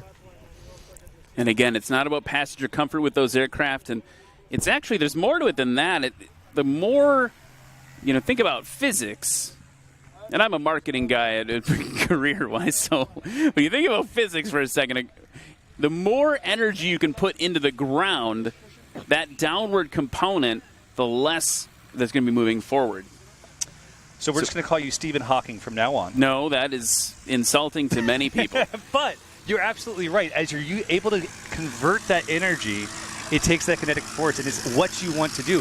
It may not be the most comfortable, but it allows that stop to happen sooner. Okay, let's look at our unofficial results for the light experiment, or the light experimental class. John Humbert, first place, 159 combined. Kurt Leaders, second place, 180. Kenneth Howes, going to be a little bummed out to get him into second, was only 11-foot difference there with 191. Christian Griwan, 266. Lots of improvement from Christian over the course of the class. Gary Schmidt, 269. Mike Schultz in the Rands S7 with 312. And again, 312 combined score. I mean, 139-foot takeoff, 173-foot landing is kind of bonkers. It's kind of exceptional. If you start to really consider what these aircraft are capable of in these switchy conditions, taking 6th in this is pretty impressive. Well, and I think the other thing, when I talked to Doug Jackson, who's one of the founders of National STOL, we talked a little bit about, why he was excited about it, creating it. And part of it is that it's taking all the skills that we as pilots or aspiring pilots, student pilots, are learning and just really ramming home that proficiency. It's literally any pilot can be competitive here if you put in the time to be proficient. These are not necessarily totally rare skills. It's all variations on a theme of what you'd learn in flight school. Well, it sounds funny, but we see this throughout the touring classes. Sheldon Hetherington, he's got a 182, and he's actually taking that 182 and becoming competitive at home and then bringing it here and having a ball doing it. But that, guys, for now, we're going to push things off to a commercial break. We're going to be coming right back with the light sport category, our final category for the day. We'll be right back.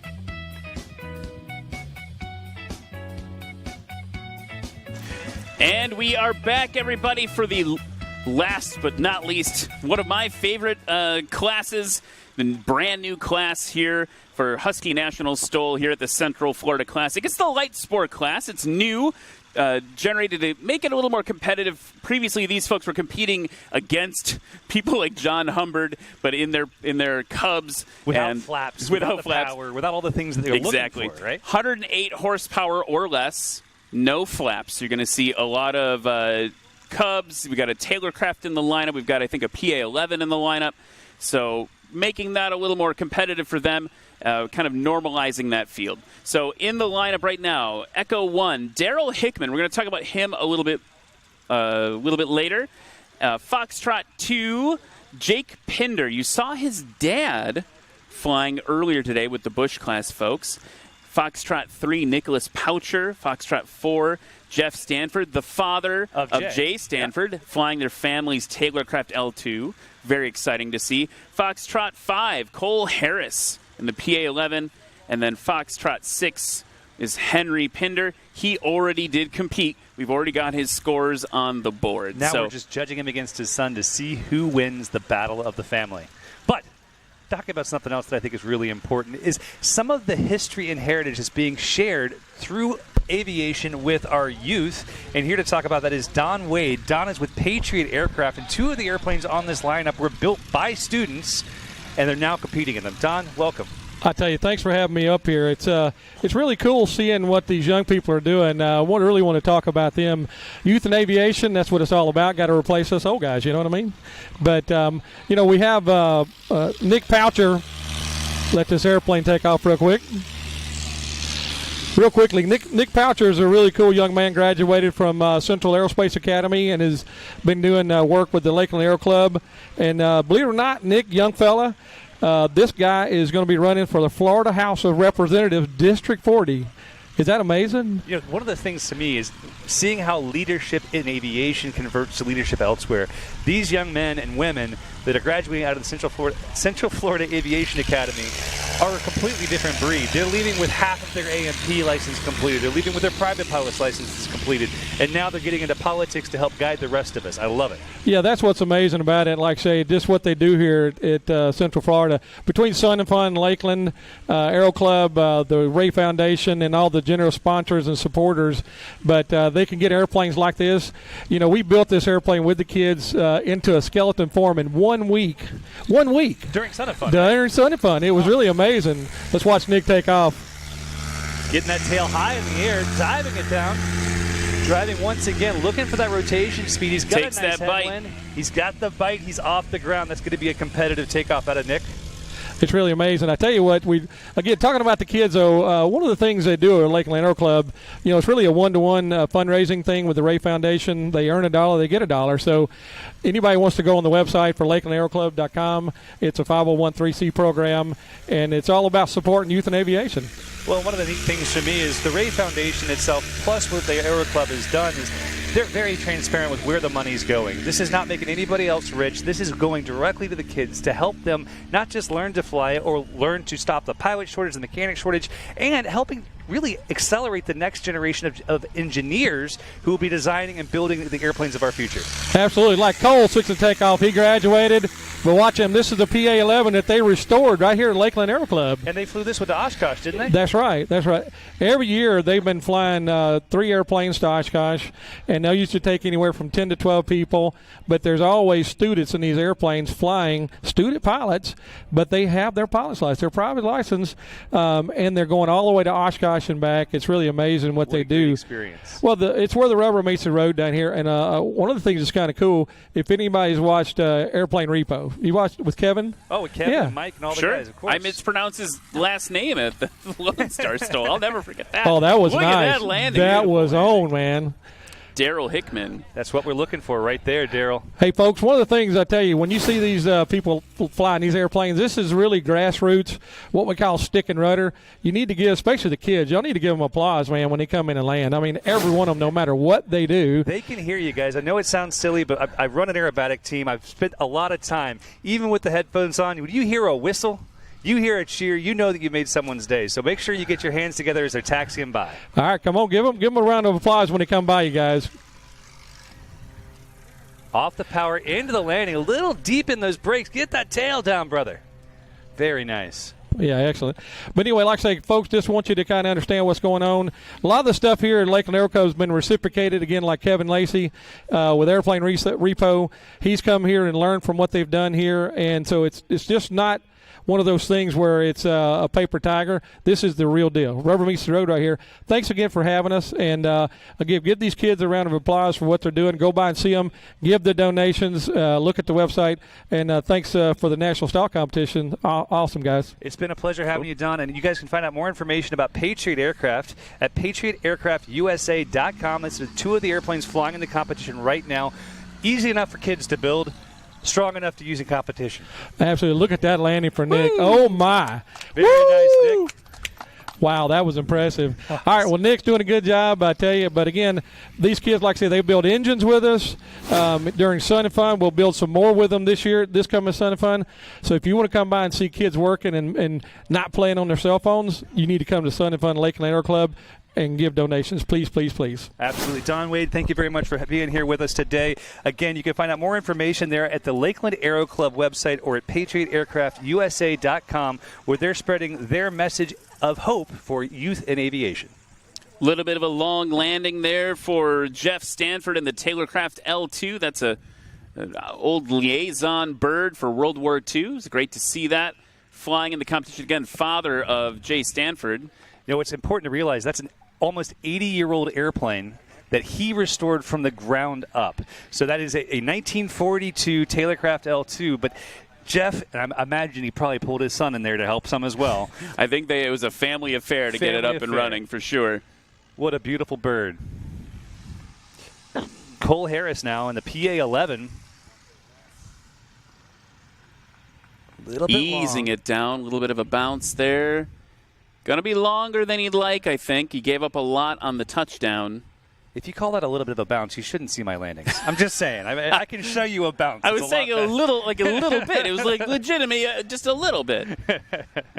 That's right, guys. That rounds out round 1 of our light sport category. We'll have the numbers up on the screen in just a moment to see who's in the lead, and we're very excited to see what round 2 brings. So wanted to talk about another one of our sponsors today, and normally we talk of them in one of the earlier classes because they're the creator of the mother of all Cubs. That's right. I'm talking about Legend Aircraft, but you're going to see a lot of Legend Aircraft taxing by in this class right now. Legend Aircraft also makes the AL3, which is a kind of an homage to the J3. Love that bright Cub yellow. I've got 2 of them coming by us right now. American Legend Aircraft is building the most innovative and advanced Cubs today. If there's any notion in your mind that flying these airplanes is a sensation, both beautiful and profound, you owe it to yourself to try one on. There's only one true original. Realize your dreams. And American Legend Aircraft. You can see it right now as they just taxied by. They have the left-hand door. I just love that it has a door on both sides of a Cub. As an original J3 owner, that's so convenient. Like the seaplane mod, I think is what it's called officially, right? But now it's more commonplace in these aircraft. I also wanted to talk, Eric, a little bit about Daryl Hickman. He's the one taking off right now. Daryl Hickman came up and chatted with me a little bit last night. What they're doing in that Cub, they've got kidsflycubs.org, and that's where basically what they do is they take 15 to 17-year-old kids and take them through solo at no cost. At no cost. Is this through the Ray Foundation as well? I don't know what foundation it's through, but it's at no cost to the kids. They do it year-round, and they also go to rural airports, get the kids a logbook. They're kick-starting the beginning of that pilot journey for them. Just a super cool thing that's happening in that airplane that just took off a little bit ago. Really, really cool. I mean, you think about, like, what it takes to start an aviation journey. Sometimes you just need that little bit of a push to get that little taste, get you started, and to give kids the opportunity to do it. And one of the things I say is so important as pilots, it's our opportunity to give back, to volunteer something of ourselves that we've gained so much from aviation. It's our responsibility to give back. So please check out kidsflycubs.org to find out more information about what you could do to be a part of that organization. Nicholas now on the roll.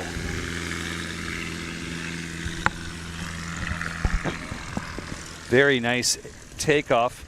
We're seeing his first round was 332 with Jeff Stanford's first round at 695. I don't have the current rankings, but I believe you guys have already seen them on screen. For those of you here live and in person, Ryan's going to read them off here.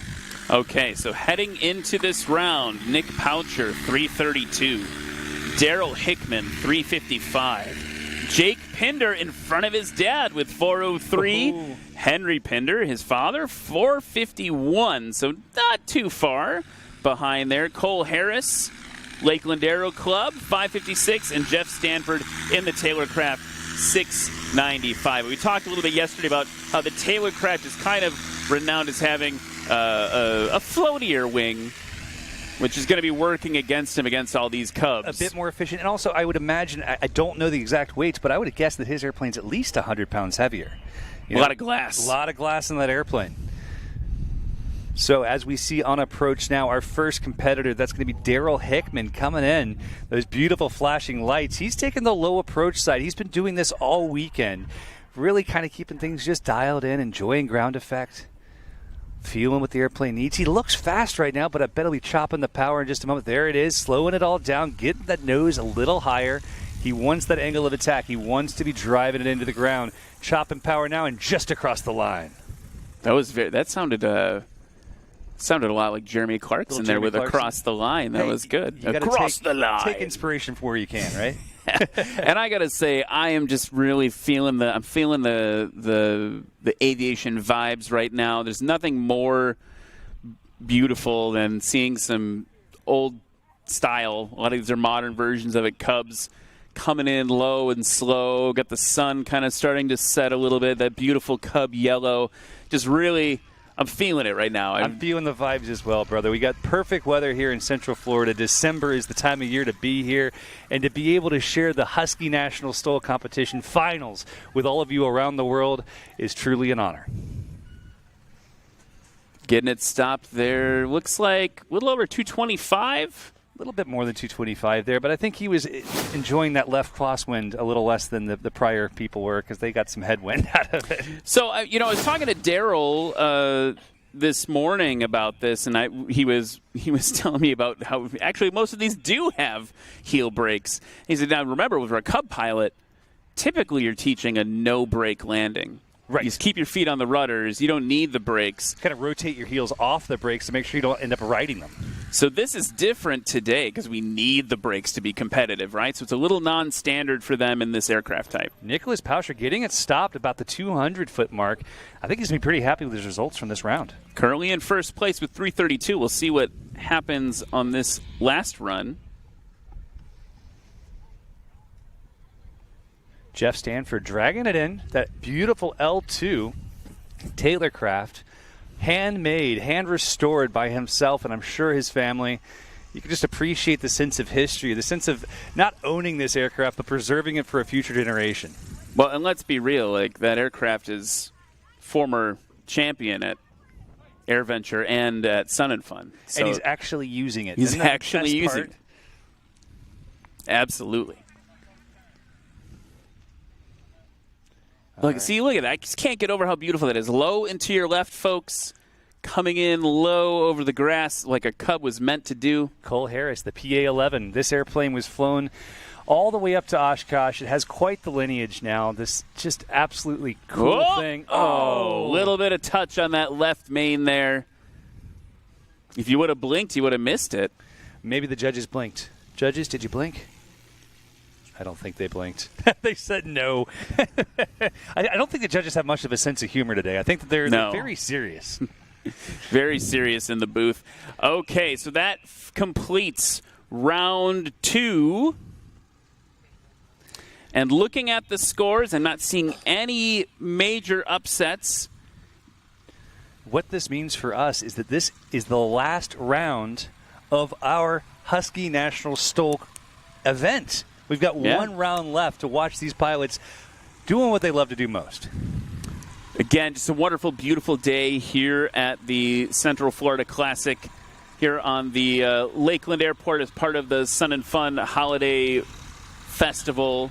By the way, for folks watching at home, other cool things happening behind us. We've had Warbirds taking off. We've got tons of airplanes behind us. We have a 5-shit jet team take off. 5-shit, yep. And then the other thing that we saw, when I was driving in, there were some monster trucks giving rides. Trucks, they have a big car show here, and some of the most beautiful cars you'll ever see right here in Lakeland, Florida. Vintage car show, beautiful, beautiful stuff. So great little event. Little, I think, is maybe the wrong word for it. Great event here in Florida today. And we're off on the final round of the Central Florida Classic. Look at him going for it. Wants to defend that. Well, that's Daryl Hickman. He's trying to get into first place. And he's not far behind. If he can really tie things off here, where it gets the right conditions, the right pilot decision-making, and the right timing, he may very well be able to push Nicholas out of that leading position.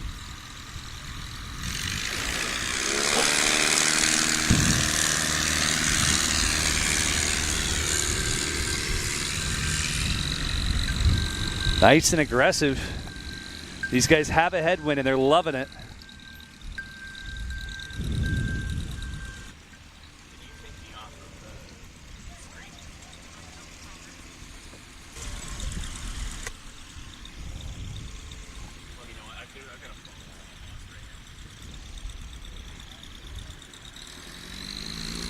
I know who it is.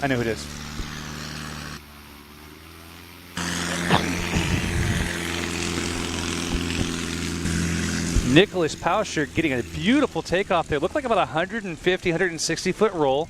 He's keeping it level.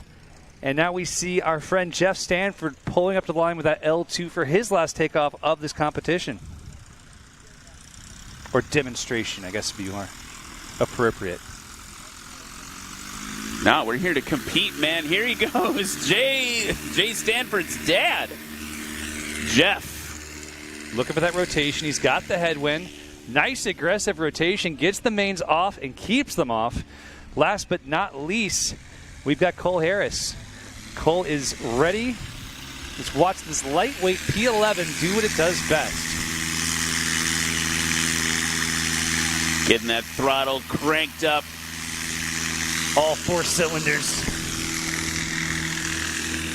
This airplane was built light on purpose, and he's going to try to use everybody he can. Oh, he got off, but he did touch again. Yeah, just he a did touch slight again. Little bounce right there, about 225. Now look at the. Oh, there we go. Look at the slip. Look at that slip We off haven't in the seen a distance. slip yet all today. the This way is great. down. He warned me he was going to do that. Daryl said, I'm going to probably do a sweet slip on the last one. And that was my favorite thing to do in a Cub. Nice big slip. Watch that door start to float up to meet you. Beautiful slip, Daryl. He's got a nice line here.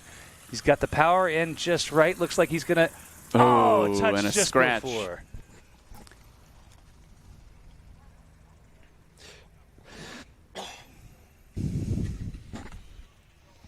You said you know who's. It's a staff member. I can't remember his name, but it's a gentleman that was like, hi, that's a girly phone case. It's one of our staff members. All right, next up will be Nicholas Pauscher, current leader. It's a tight race, though. These guys are right neck and neck.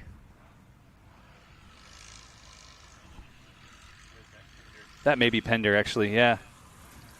That is Jake Pender. That's Pender. We got that flopped around. It doesn't help that all the airplanes in this round are yellow. You know, except for one. If only everyone could be like Jeff, or if we could go back and have some red airplanes or some airplanes with checkers on the tail. Let's make it a little simpler for us. Where's Frank Mann? We need him to throw some checkerboard on some That's planes. right. Or we need some Valentina Rossi number 46s on the side. Some personality. That's not to say that yellow Cubs don't have personality. I love It's yellow just Cubs. it's hard to see with these old eyes. Old eyes. Got these old eyes. I can't tell which one's which coming Nicholas in. Pauscher now coming to defend his title. Currently our leader. He's bringing it in nice and low. You're seeing some left wing drop there as he's dealing with the turbulence off the sides of those trees. Holding it off. Hold it. Hold it. Little throttle. Hold it. I think he's good. He's got nice spot. If he can get on the brakes and keep it. Looks like just past the 225. Oh, 250. Why aren't you stopping? He already knows he's in first place. Man, that's a pretty bold move right there. That actually, we just heard in our ears that the disadvantage to him not heavy braking there is it takes him out of the running for the most consistent award. He may have just cost himself $1,000 through his confidence, and we are not going to let him live that down, are we? Jeff with a big burst of power there, not touching down till 100 feet. I think there may be an opportunity there that Jeff's looking at where you start to feel this little point of trees. I'm not sure if the audience can see it, but the point of trees here creates a weird rotor basically right where our line is. So you may end up having sink when you least want it and most expect it. Last but not least, Cole Harris, the PA11. Oof. You could hear the entire crowd go, oof, as our last landing for our light sport class. And that rounds out our Husky National STOL so far. Just watch this one on the replay. You can hear why everyone said, ooh. Oof. Kind of not super hard, but a little hard of a bounce before the line there on that last one. So, yeah, that wraps it up. Let's give you the unofficial results in a moment here. Nicholas Pauscher takes first in our unofficial results with a 332 combined landing and takeoff. Daryl Hickman right behind him at 355. Jake Pender, 391. Henry Pender, 451. Probably never going to hear the end of that one. I'm pretty sure that's going to be a conversation. Cole Harris, 556, and Jeff Stanford at 628. That's our light sport unofficial standings for the final rounds. Wonderful to see these guys fly, and we are going to have some departures now. that I believe all of you at home will get to watch. First up, looks like the 185. Is that Quebec? Quebec? Quebec. So, want to say a couple other things before we wrap it out today. One thing. First and foremost, I just want to say thank you to everyone here at the National STOL, the Husky National STOL, and all of our viewers online, for everyone who's taken the time to hop in the live chat, to be a part of this experience. It's really for you guys and for everyone here at the event. Being able to share this is just a joy for us and an honor as well. So thank you all. But before we go any further, I do want to say a few words about our sponsors, because without them, we couldn't do any of this. Well, and the one thing I wanted to say, maybe a little self-serving from National STOL, is don't forget to go check out nationalstol.com. You get T-shirts, all the swag, your Central Florida Classic T-shirts, even if you couldn't be here with us. Also, social media. We want to see everything that you guys in the crowd here captured today. So make sure to post stuff, tag us at National STOL. We even just started a TikTok account. So it's probably going to be Doug and Tom and Anitra doing dancing. This is actually kind of terrifying, not going to lie to you guys. But if there's airplanes involved, I'll still subscribe. It's fine. So that is an exciting thing to do. Come check us out. Make sure to go to nationalstol.com to check out more of what we're doing in the next season, when our newest events all over the country are going to be posted. That's going to be really exciting. I'm really looking forward to meeting all of you at one of these events. We've been everywhere from Minnesota to Texas to Louisiana for Swamp STOL, and I hear Swamp STOL has been moved a little bit, so it's not so hot, which I'm really excited about that one. It was a hot weekend, man. I almost flew up for that, and I was like, man, it doesn't look fun. Melted. Absolutely melted that weekend, but it was even beyond that super, super fun weekend. So, yeah, Eric, I got to say, man, it's been a pleasure. Matt Peterson, I don't know where he is. He was on the mic with me this morning, too. Just an honor to share the booth, our little makeshift booth here with you, and really appreciate you taking the time. And, guys, if you will, please check out Ryan's information. You can find him at Super Aero. Oh, thank you. Yep. Very important. Great podcast with all things aviation, and I enjoy it. I was a guest. So You were a guest, yeah, and I slipped you $20. So, yeah, Super Aero Live on YouTube. Check Google Super Aero. You even had, someone who just retired from the Thunderbirds. Thunderbirds 3, Major Brewer was on, so congratulations to him. If he's not watching this, probably. He is watching. Good to see you. Congratulations for you. So, yeah, come check that out. It would mean a lot to me if you guys want to learn more about all the different parts of aviation, everything from paramotors to jet fighters. Exactly. And if you guys want to find out more about all things adventure and aviation, you can find my channel, new videos every Friday. In fact, yesterday we posted a video about our 10-year anniversary of doing this. So that's youtube.com/aviator. So /aviator, hashtag fly all the things. Absolutely. Guys, it's been a pleasure and an honor. I don't know if we have any ads we need to read. No, we are all set. We're good to go.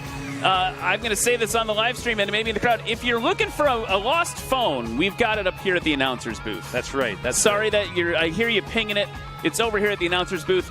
Everybody at home, thank you so much for watching. We will catch you soon at the next National STOL event. No problem. We'll see you later, everybody.